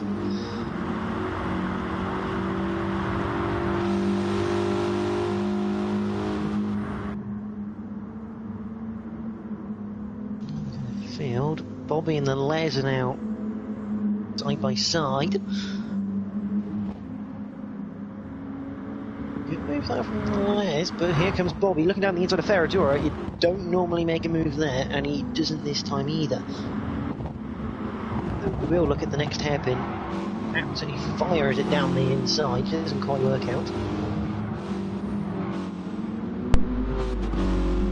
I've realised why you couldn't hear me. Do you want to know what? Do you want to know why? Go on. I'm muted. You said all of that. Yeah, mate, I was talking as well. I was talking about the Les and Bobby, and I was like, hang on a minute. Oh my god. Professional streamer, ladies and gents, professional. There's loads of little battles going on here. This is hotting up to be quite a good race. Burnfire and Philo are having another battle. It looked to me, honestly, that Philo backed out of that, but I think Burnfire just outbraked himself again. Yeah, Philo straight back through. It's quite a normal thing to happen there through this NS, is you actually back off more and then just get a better line through it. Yeah, but you can tell with Burnfire's, he was off the throttle and just not fighting it, to be fair. He's back through that. It's hotting up to be a nice little battle for the lead between Philo and Burnfire. Pav probably kind of bored right now, 3 seconds either side. Pot at pot, 4th place for him. He'll be quite happy with that after his qualifying performance. Really nice position this for Potter. He's taking some points. 4th, I guess 13. Prosser in 7th gets 10. So he's taking 3 points out of Prosser. So he's going to lose points to Philo and Burnfry. Meanwhile, there's a few little packs. Another one to sort of focus on is the battle for 8th, which is currently being won by Jambu. But we've got Big Z and Ollie in that as well. There was that 3 wide behind it was, yeah. Yeah, it was. So Ollie and Big Z side by side pretty much throughout that entire complex. Both losing out to Persil. Oh, you say that. And Persil just gets a bit of a bad run coming off the final corner, and Ollie's going to take that, I think. Not Ollie, Big Z. His Care Bears livery. Yep. Love that. 3 minutes 20 left then. The 3 wide in the S again. I was just waiting for the camera angle to change. Looks, Ollie's made a great move there. Ollie's took 2 cars, I think. Double overtaking the Senate S around the outside. That's don't normally get that. Normally get to hang out to dry, but got on board with Ollie here. So I think Bigsy broke a little bit early. I think Bigsy wanted to do what you suggested, and it worked for Bigsy, which was just get on the brakes that little bit early and carry the speed through the corner. Caught Ollie off guard. Ollie sent it down the inside, and Bigsy got past Persil anyway. Great racing from those guys. Meanwhile, Burnfire and Philo still kicking each other's heads in for first place honours. Of course, both are still well in with a shout of a good result here. Bobby and Prosser fighting for sixth. They're side by side. Final hairpin.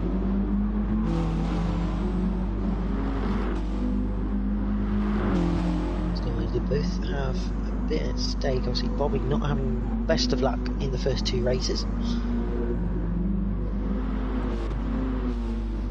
No, he's not had a great evening by Bobby's standards. Let's see if Prosser can make a move down into T1. It's been the favourite overtaking spot of everyone tonight.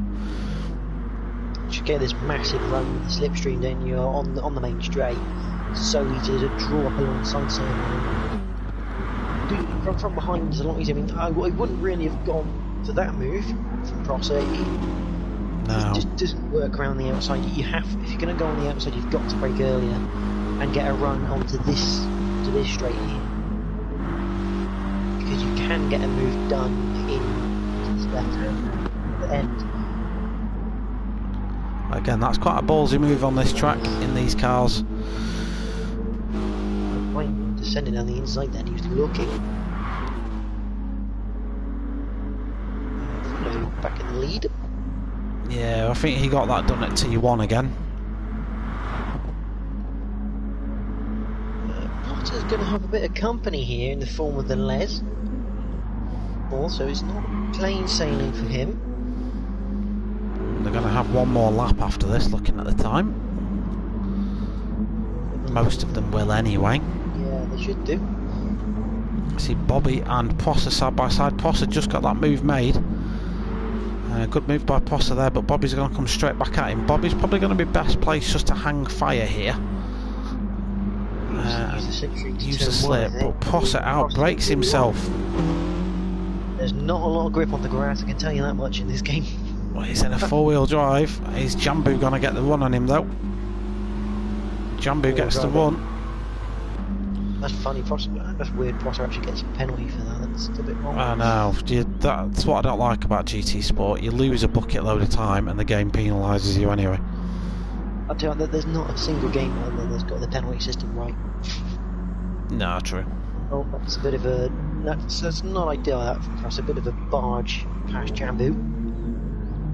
I've just seen Purzo made a bit of an error. So Purzo was getting a lot of slipstream behind Bigsy and Ollie. That would have been a move for Les had he kept it on the circuit. Just want to get back to the action then. We're on the last lap here, race number 3.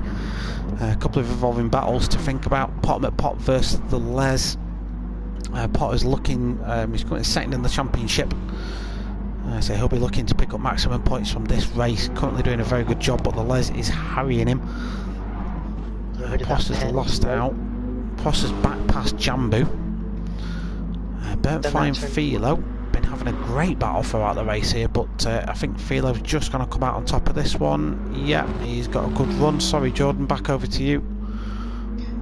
Potter having to work hard against Les. He's got to get rid of 2/10 of a penalty here. I don't think he's quite going to do it. There's Les. Les has got a good run out of the final corner. I think Les is going to take fourth away from Potter. I think you're right. Meanwhile, Philo wins the race. Burntfire's bringing home second. Pav 46 in third. Let's have a look at the slipstream. Yeah, Potter's just going to have to get rid of that penalty. Does finish 5th in the end. Bobby finishes 6th. Prosser and Jambu side by side as well. 0.05 of a second separate them, so a good result for those guys. Ollie takes the battle of the triplets. He does. Joe winning it. There was probably too much in that race for me to fairly cover off. Yeah, Billy, the problem with that is the track limits at Interlagos are very strict. Very strict indeed, so they would have picked up penalties for not a lot, really. Right then, so we move on to the last race. Did you pause? Sorry mate, it's just what it looked like on the stream. I didn't really get full. I didn't see it. Well, I did actually. But I even said I felt you had contact. Alright, okay. all I can say with that is just get it reported in. Like I say, the results we talk about tonight are not final. They are subject to stewards' inquiries and stuff, so if there's anything untoward that's affected your race outcome, then just get it reported into the stewards, and we'll get that looked at. Right then, back to the action. So let's get so the last car, let me just get that up while you're doing the stand-ins. I can see you working on them now. GR2.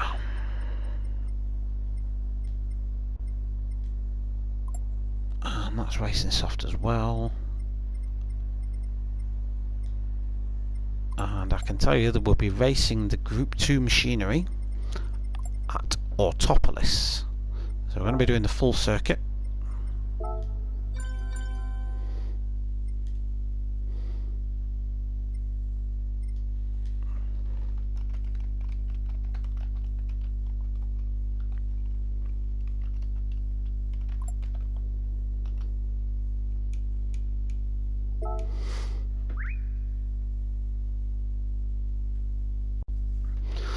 Right then.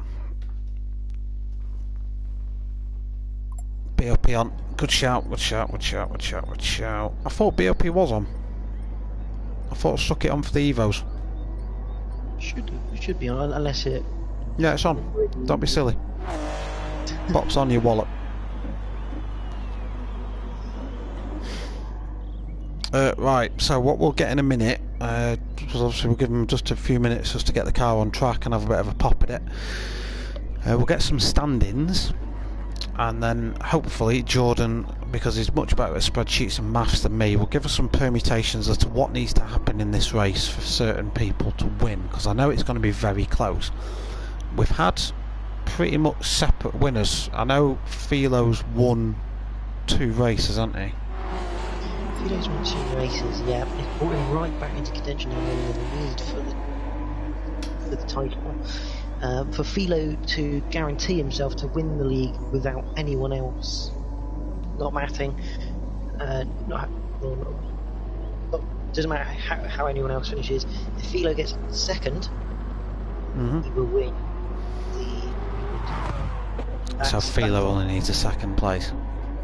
If he is 4 points ahead of Prosser, and the difference between first and second are 3 points, first and third is 6. So if Philo gets a second, he will win the race of winners. Oh.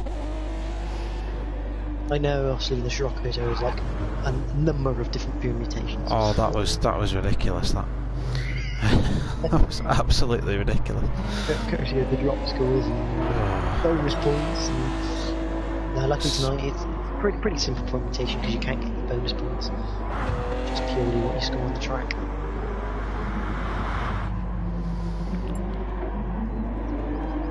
I tell you what, I think anyone down to the Les can win this tonight. Bobby is just a bit too far behind. But 10 points, anyone can win this one.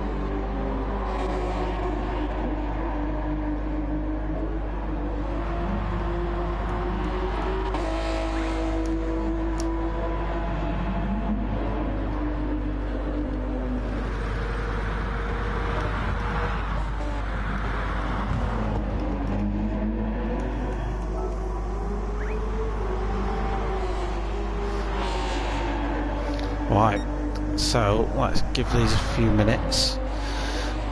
Scores updated? Yes, they are. So, just to give you an update, after 3 races, Philo is 50 points, Prosser's 46, Burntfly 45, Podem at Pot 41, Pav 41, the Les 40, Bobby 31, Jambu 26, Bigsy 25, Cutler 24, Purzel 18, Ollie O'Neill 17, Joanna 13, and Graham Reed's 9. So yeah, it's 10 points separates first to 6th, basically. And that basically means that anything can happen still, really. We'll kind of get a picture of this as it builds through the race. And I think once we once we're sort of 5 minutes in and we know roughly where the lay of the land is, we'll know a little bit more about who can win and who needs to finish where for certain things to happen. But yeah, it's very close at the minute. Yeah, obviously your toppers. This is probably the only combination that is actually a real life combination. Yeah, I don't know if the Group 4 Evos one make things won't lap at Interlagos, but they might do GT4s at Interlagos. Yeah, obviously, the Group 4 Evo technically a fictional car in the game. Yeah, true. That's what I meant. Group 4s will probably race there, not the Evo. Group 4s, yeah. GT4 probably do. But this, in terms of the car and track combination, this is probably the realistic one. The Super GT cars do race around Autopolis, which was built in 1990. Not changed since. I've got a map up, it's got absolutely no corner lane whatsoever. 2.9 miles. With these cars, going to produce some interesting action. See that, you got the horrible turn 1, I think, as you'll remember in the TVT we commented on, Chris. Yeah, right, I remember that. Horrible turn 1. You've got to really look hard, especially if you're on the inside of someone for the braking, it's quite hard on the spot. It's downhill as well, so you're carrying a lot of speed down that main straight, and then you suddenly arrive at a downhill braking zone into a 90-degree right-hander where everyone's arriving at the same point, and then yeah, it can be eventful. Recently done a league race round in GT3. Your body's clever.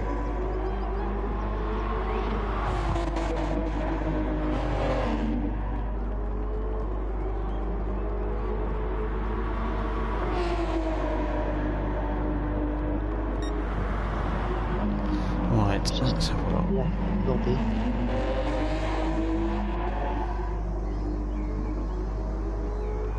Can't really concern myself with that at this time.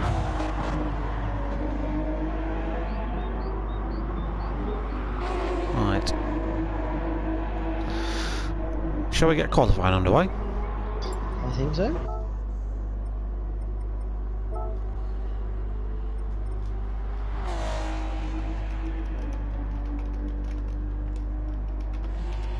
See this version of the NSX, the 2008 version.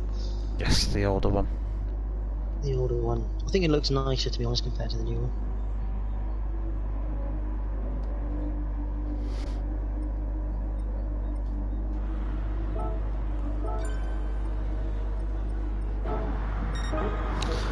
Don't know what that paint scheme is, mate, but he loves his bright pink, doesn't he?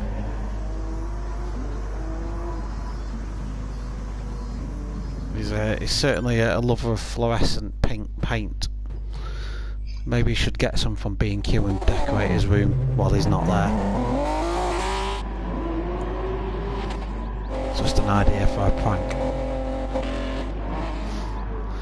Right then. So, last race. Again, another 5-minute qualifying session to whet your appetite for a 15-minute race. That'll fly by in these cars, let me guarantee that. Throughout the race we'll try and build a little bit of a picture of what could happen for you in the tournament.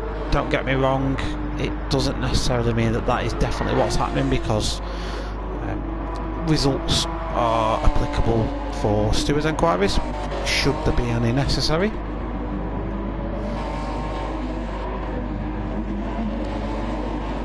Of course, in a league where you've got 14 of the best drivers that a season's produced, you're gonna have every now and again they're going to come together.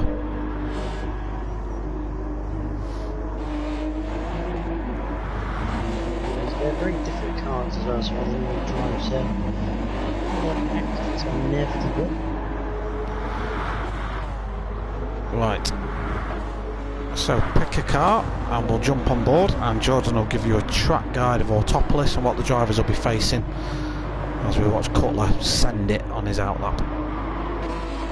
let's go with Jambu, the defending and also the golden champion for the row. Jambu mathematically now can't win this, can he? No. It's mathematically out of it. Just coming around the final turn. On top of this, flick it left. Onto the main straight we go then. Cross the line.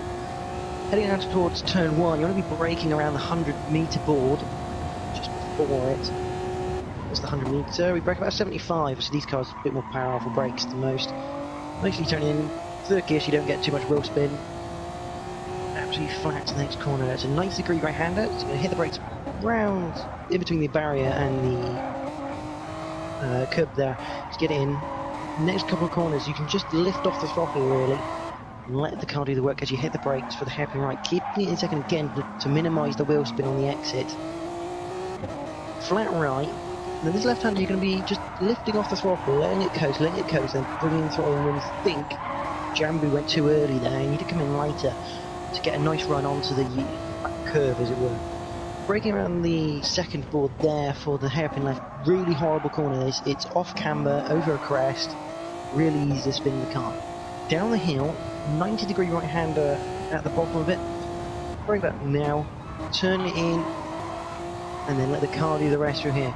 Lift off the throttle, just want to coast through this right-hander because you want to try and keep it over to the right-hand side. So you'll flick it left, then hit the brakes, down to third. Jambu's got too wide yet, but too deep into the double right-hander. Normally you go out wide there, get it slow down to bring it into the right-hander, and then you get a nice line through the flick right-left. This left's the third gear. Probably go quicker, but Jambu's probably setting up for the next lap right now. The next long right-hander, third gear again, just keeping it nice and steady and hitting the throttle. You know you've got enough grip to fire it through the left-hander and across the line. So Jambu will have to go for another lap there. Burnt Fry, a horrible lap from him as well. Yeah, I think he must have done a similar mistake as well. I was watching the times come in. Of course, Philo stuck it on pole for the time being, 8 tenths clear of Pav in second. So 1:35.9 is the current pace. So Pav's not far behind Potter at the minute, third place for Potter. Mathematically as well, he's still in with a chance of taking this one. There's been an incident on the outlap, so that's Potter's lap ruined, I'm afraid. I don't know what that was, but there's carnage everywhere. There's cars all over the shop. Graham Reeds is off as well. Graham Reeds is the one that got tapped. So yeah. Carnage at turn 1 is about the size of the day. The Les has also had his lap sort of debunked as well. Someone whose lap hasn't been debunked is Philo.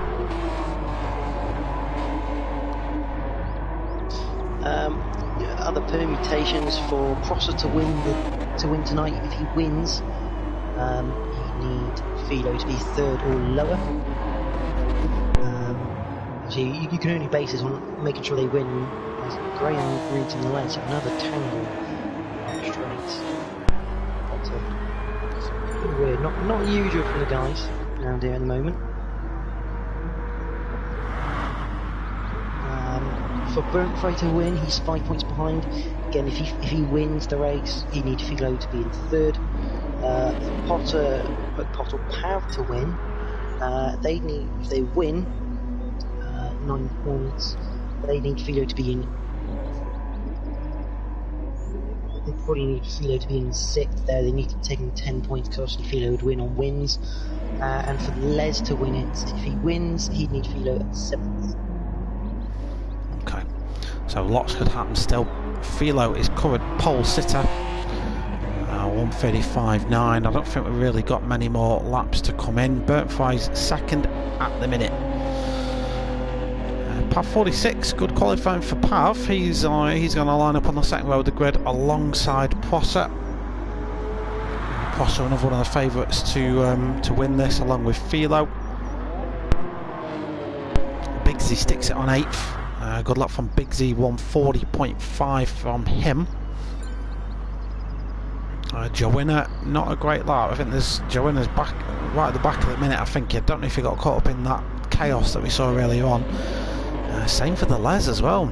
The Les's lap did get ruined in that chaos we saw earlier, so a lot of out of position cars at the start, and that doesn't bode well for turn 1 chaos.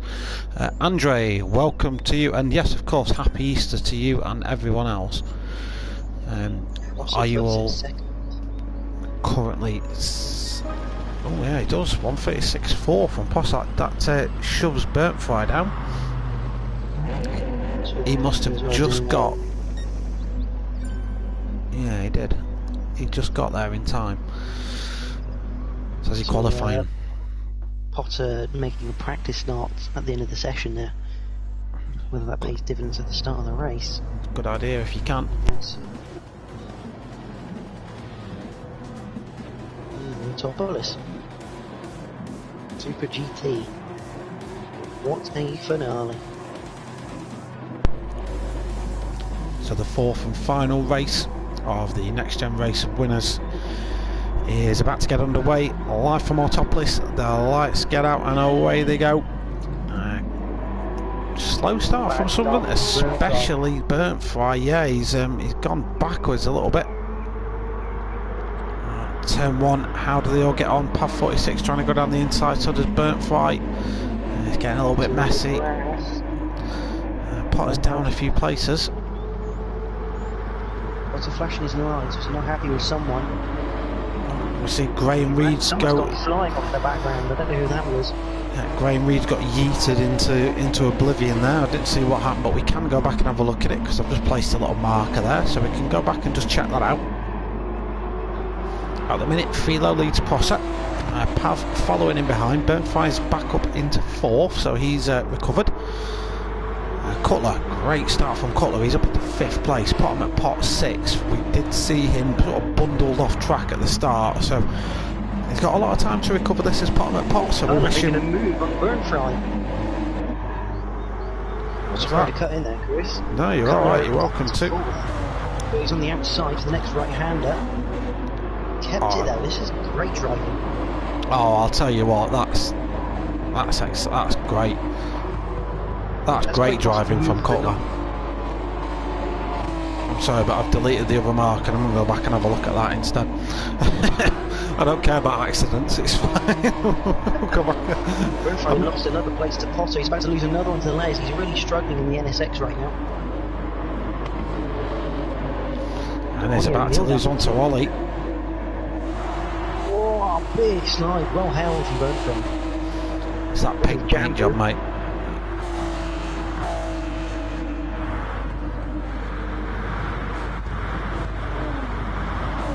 Not having a good time in that NSX, is he? So far. Just about holds on to 7th. And Joe Innes going for a trip on the grass. But what I do want to go and have a look at is Cutler. So this is side by side with Burnt Fry. Yeah, just well held.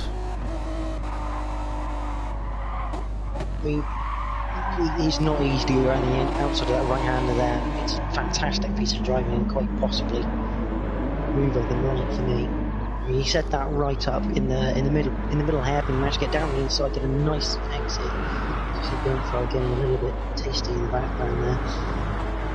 Trying to bring Jambu back into it. And Jambu's up to 7th. Yeah, not necessarily an interesting thing, I guess, but something that will play into it is a lot of the corners at Autopolis are sort of off camber. So going on the outside rarely pays dividends. Graham Reed is going backwards on the grass, maybe living up to his Reed's name, I don't know. Yeah, could be a disconnect because it's just left the room. Prosser and Pav down into C1. Prosser's having to defend this. Pav wants this, he's going to have to go the long way around. Philo is checked out right now. 4 seconds up the road. Pav does go for the switchback on Prosser and playing the long game because he might get that move made into turn 3. Does back out of it. Chooses to fight another day instead. Hotting up behind between the Les and Potham at Pot though. Oh, a bit of rubbing from Les. There's a bit of rubbing, isn't there? Well held from Potter though, that could have gone horribly wrong. He's got a lot of wheel spin, rather hairpin them. I think he just gave that. These Group 2 cars are immensely powerful. And if you give it a bootful, oh, he's lost it. Gone. Caught the grass on the outside. Once you do that in these cars, it's fairly game over. Because a combination of dirty tyres and a bit too much throttle. The issue with that car is where you're coming up the curve, the car gets a little bit bouncy off the curve there. Just can't gripped up. We've done with that. With the grass again. I've got past Prosser though. He has. I've just spotted that myself. So Pav at the minute 41 points. So he would get 18 points out of this, which would take him to 59. It's not enough, is it? Philo's Philo's running away with this as it stands. So for anyone other than Philo to win, Philo needs to have a massive accident, which of course is possible. His time's been phenomenally quick. 35.5 last time around. Pav 37.3. Obviously getting past Prosser doesn't help, but see what time you can do this time now, because he's dropped Prosser by almost 2 seconds already. Pav's a fast guy. He's got clear air now. He's got near enough 10 minutes. He could probably work on just throwing some consistent laps in and just seeing if he can gather Philo in. I think even if Philo finishes second though, he's probably done enough. So you know, a massive accident is needed for Philo to not take this home now. Les has had an accident. Did he though? I thought that was a disconnect. That looked like a disconnect to me, because that's the same thing that happened to Graham. When Graham went, yeah, it's a disconnect. It's a shame for Les, he was going well. He was going well. His disconnects, yeah, Cutler's up into fourth. When they disconnect, the car just goes straight on and it doesn't slow down. That's what was happening with him. Cutler, 2 bad laps there. 151.8 that time around for Cutler, not ideal. I wonder if that's because he hasn't got much of a reference point. Potter back up to 7th. Currently chasing down Ollie. Potter will quite like Group 2 machinery. It will be relatively within his comfort zone, so he should be okay here. Didn't want to touch the grass, so he's trying to make the lines as optimal as possible, but he's risking the car at the moment. Meanwhile, an update on on Philo. He's keeping the gap to Pav roughly at about the 6 second mark. Pav not under immediate danger from Prosser, so it's a good showing. Cutler's off from P4. And that's going to let Burnt Fry through, is it? Is that the hairpin? Yes, it is. The move where he started the move of the night, and it's turned out to be the bend that's ruined his 4th place charge. Assume it's just late on the brakes. Yeah. Just late on the brakes. It's quite easy to miss your braking point, that. Very late. He's braked that board too late there. He's gone on the last board, around the middle board. It's easy to do actually, because there's no numbers on them, it's just arrows. So they all look the same. Battle for 7th, starting to hot up a little bit. So I've got Purzel, Bigsy and Jambu involved in this one. So Bigsy just... Ollie. He's got a 10th. Yeah, he was battling with Potter not so long ago. I just wonder if he's had a little bit of a moment. Well, if he has, a while ago, I've gone back 18 seconds, down to 10th.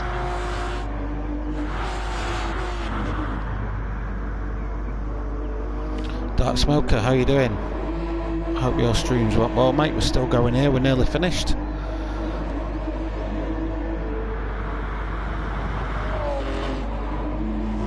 Your man Potter currently in 6th in this one, and well, it looks like Philo's running away with this one, to be fair. He could take his 3rd win of the night here.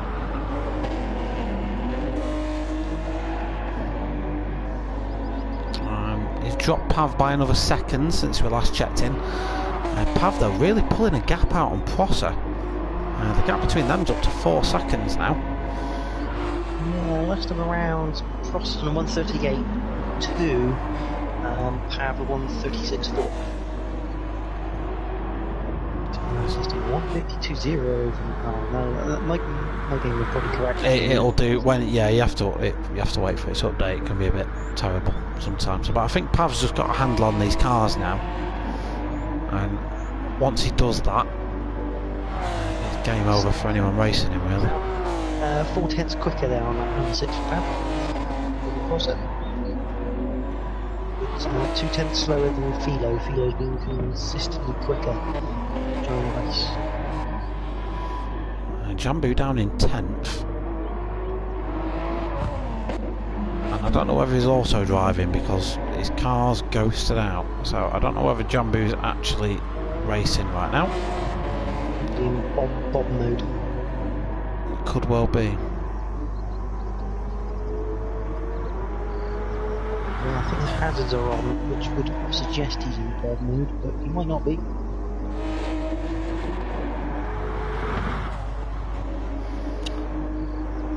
Oh, I'm glad you had to come to racing, Dark Smoker. Turn 1, 2, Blue Moon Bay. Oh God.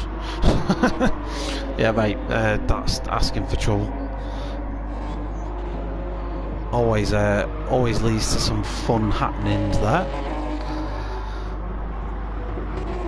Intrigued to see what happens between Cutler and Potter. Just gradually reeling in Cutler. He's only got 3 3/4 minutes to do something if he can catch up those 1.4 seconds.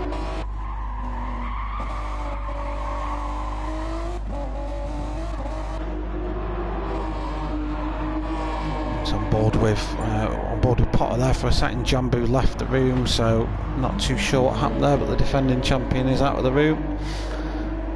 Again, another shout out for Potter's liveries, custom made by Chrissy Raz.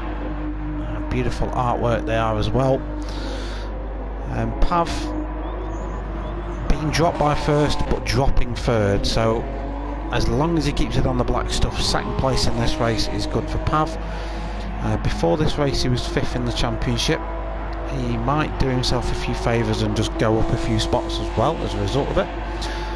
This is it, Smoker. This is the last one. 4 races in total. Philo has won 2 of them. Prosser won at first race. Sorry, yes. Victory round from 8th place along Joanna to get past.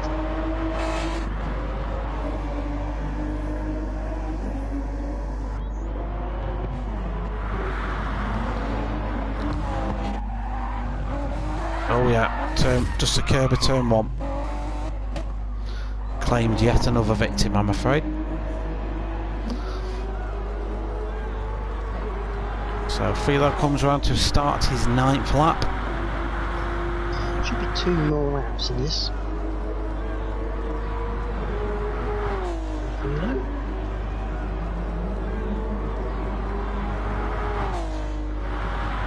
Ollie O'Neill are coming under pressure from Joanna for 7th. Potter and Cutler looks to be getting quite close as well. That's 2 seconds between them. Joanna all over the back of Ollie. As we look down that gigantic air scoop of the Honda NSX.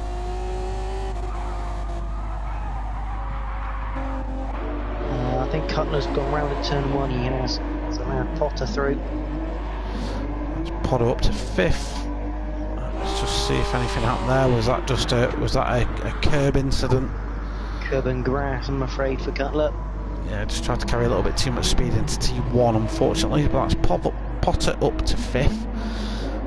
Burnfight is a little bit far ahead, so Burnfight would need to fall off the track in order for Potter to go any further up. As it stands, Philo is winning this convincingly. 9.8 seconds now to Pav. Pav in turn 6.3 seconds ahead of Prosser. Prosser 9.5 seconds ahead of Burnfight and 12 seconds to Potter. So big gaps. Cutter's round again. So Cutter at this rate could lose 6. He's got quite a large gap though to Ollie O'Neill. He's got about 15 seconds, so he's going to have the dirtiest tyres in the entire world though.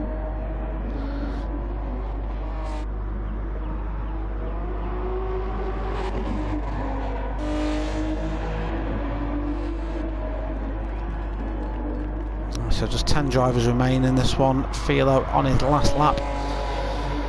As it stands, then Philo will clinch victory with roughly a 10-second gap. Potter has finished. So Potter wraps up 5th in what probably will be a bit of a disappointing race for him. Cutler's made another mistake somewhere. He's down to 8th. Ollie O'Neill now 6th. Joe Winner 7th. So Ollie O'Neill comes through to claim 6th. Good result for Ollie in this one. Kept his nose clean. Joe Winner 7th. Cutler just gets 8th ahead of Bigsy. Purcell going to bring home 10th position, which is last in this one because there have had a few dropouts along the way.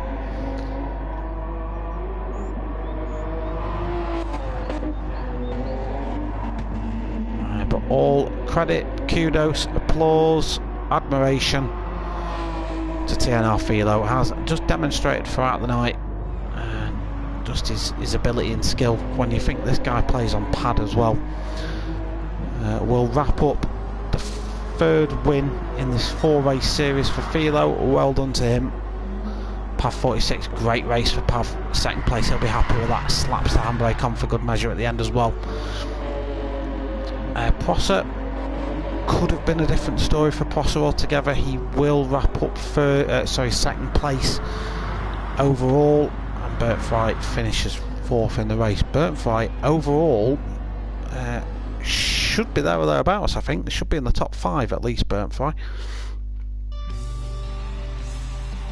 because don't forget, last time out into Lagos he was having a good battle with Philo, and that was a race that ultimately came down to penalties.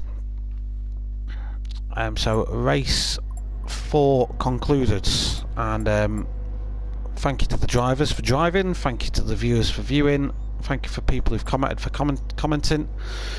If you've enjoyed what you've seen here, please drop a like on the stream. It makes me feel all warm and fuzzy inside. If you want to see more of this sort of stuff and you haven't already subscribed, then maybe consider subscribing. I've heard subscribing to me on YouTube is a very good way of not getting COVID-19. Yep, congrats to Philo from Bob. Can't knock him at all, to be fair, so I'm just waiting for the standings. I've just flashed up.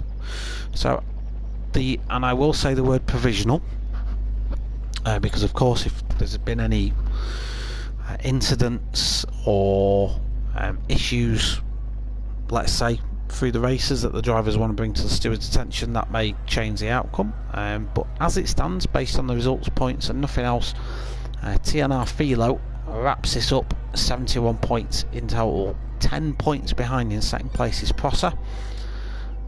Pav 46 just pipped Burnfight to 3rd, so 59 points for Pav, Burnfight 58, so very close for 3rd there. Potter McPot 53 points for Potter, so a good showing overall for Potter. He had quite an involved night. The Les on 40 points. Bigsy brought it home in 33 points, 7th. Cutler also had 33 points as well, so their positions may be either way. Bobby didn't race the last race. 31 points for Bobby, finishing 9th overall. Ollie O'Neill had his best result of the night at Autopolis. He brings home 28 points. Jambu, defending champ, dropped out of the last race, unfortunately. Potential disconnect, not too sure what happened with Jambu, but 26 points for him. Purcell, 25 points for Purcell overall, finishing 12th. Joanna, 23 points for Joanna, and then Graham Reeds, unfortunately, does come home in the last, 9 points for Graham Reeds. So that's your night. That's the season 16 race of winners. Welcome. No swearing from Burntfly. He's had a good evening, Burntfly. 4th place. Probably be disappointed that you know, him and Pav were that close, but I don't think he's got nothing to be ashamed of. He's had a good night's racing. Anything to add, Jordan?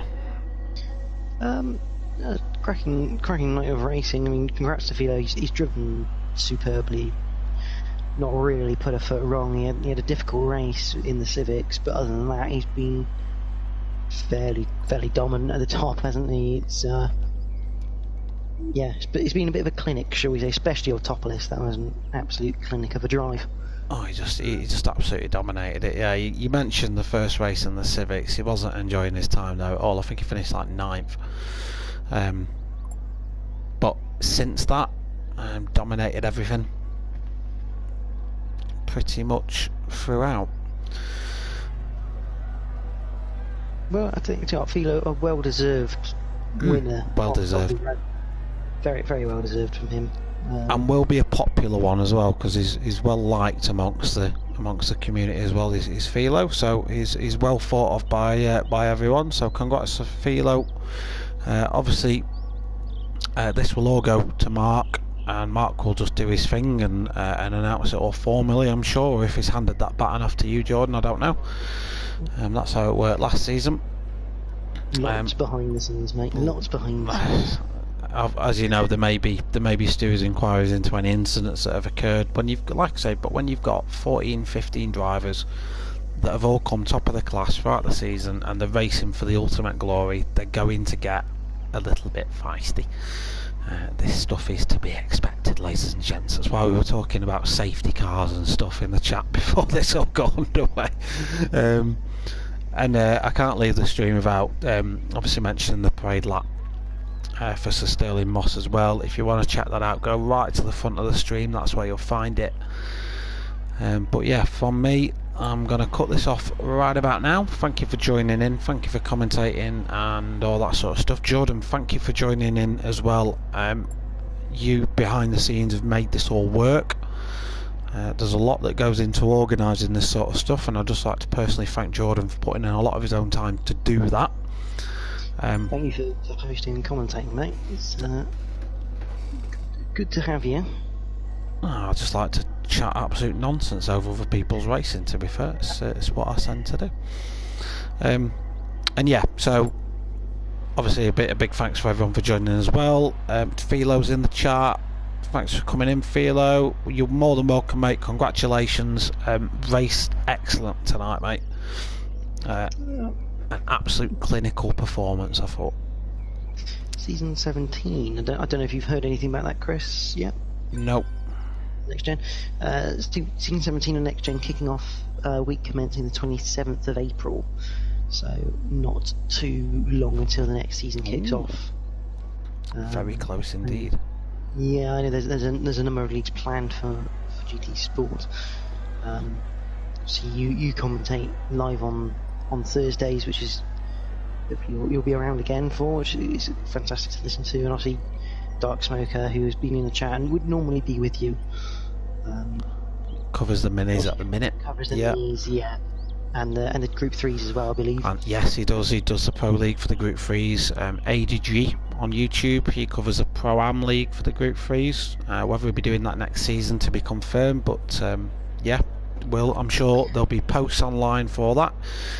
If you're watching this and you're not part of any of these leagues and you fancy getting involved in some online racing while we're all locked down and forced to stay in our homes all day, get joined up to Next Gen Racing on Facebook. There's a few other clubs out there as well.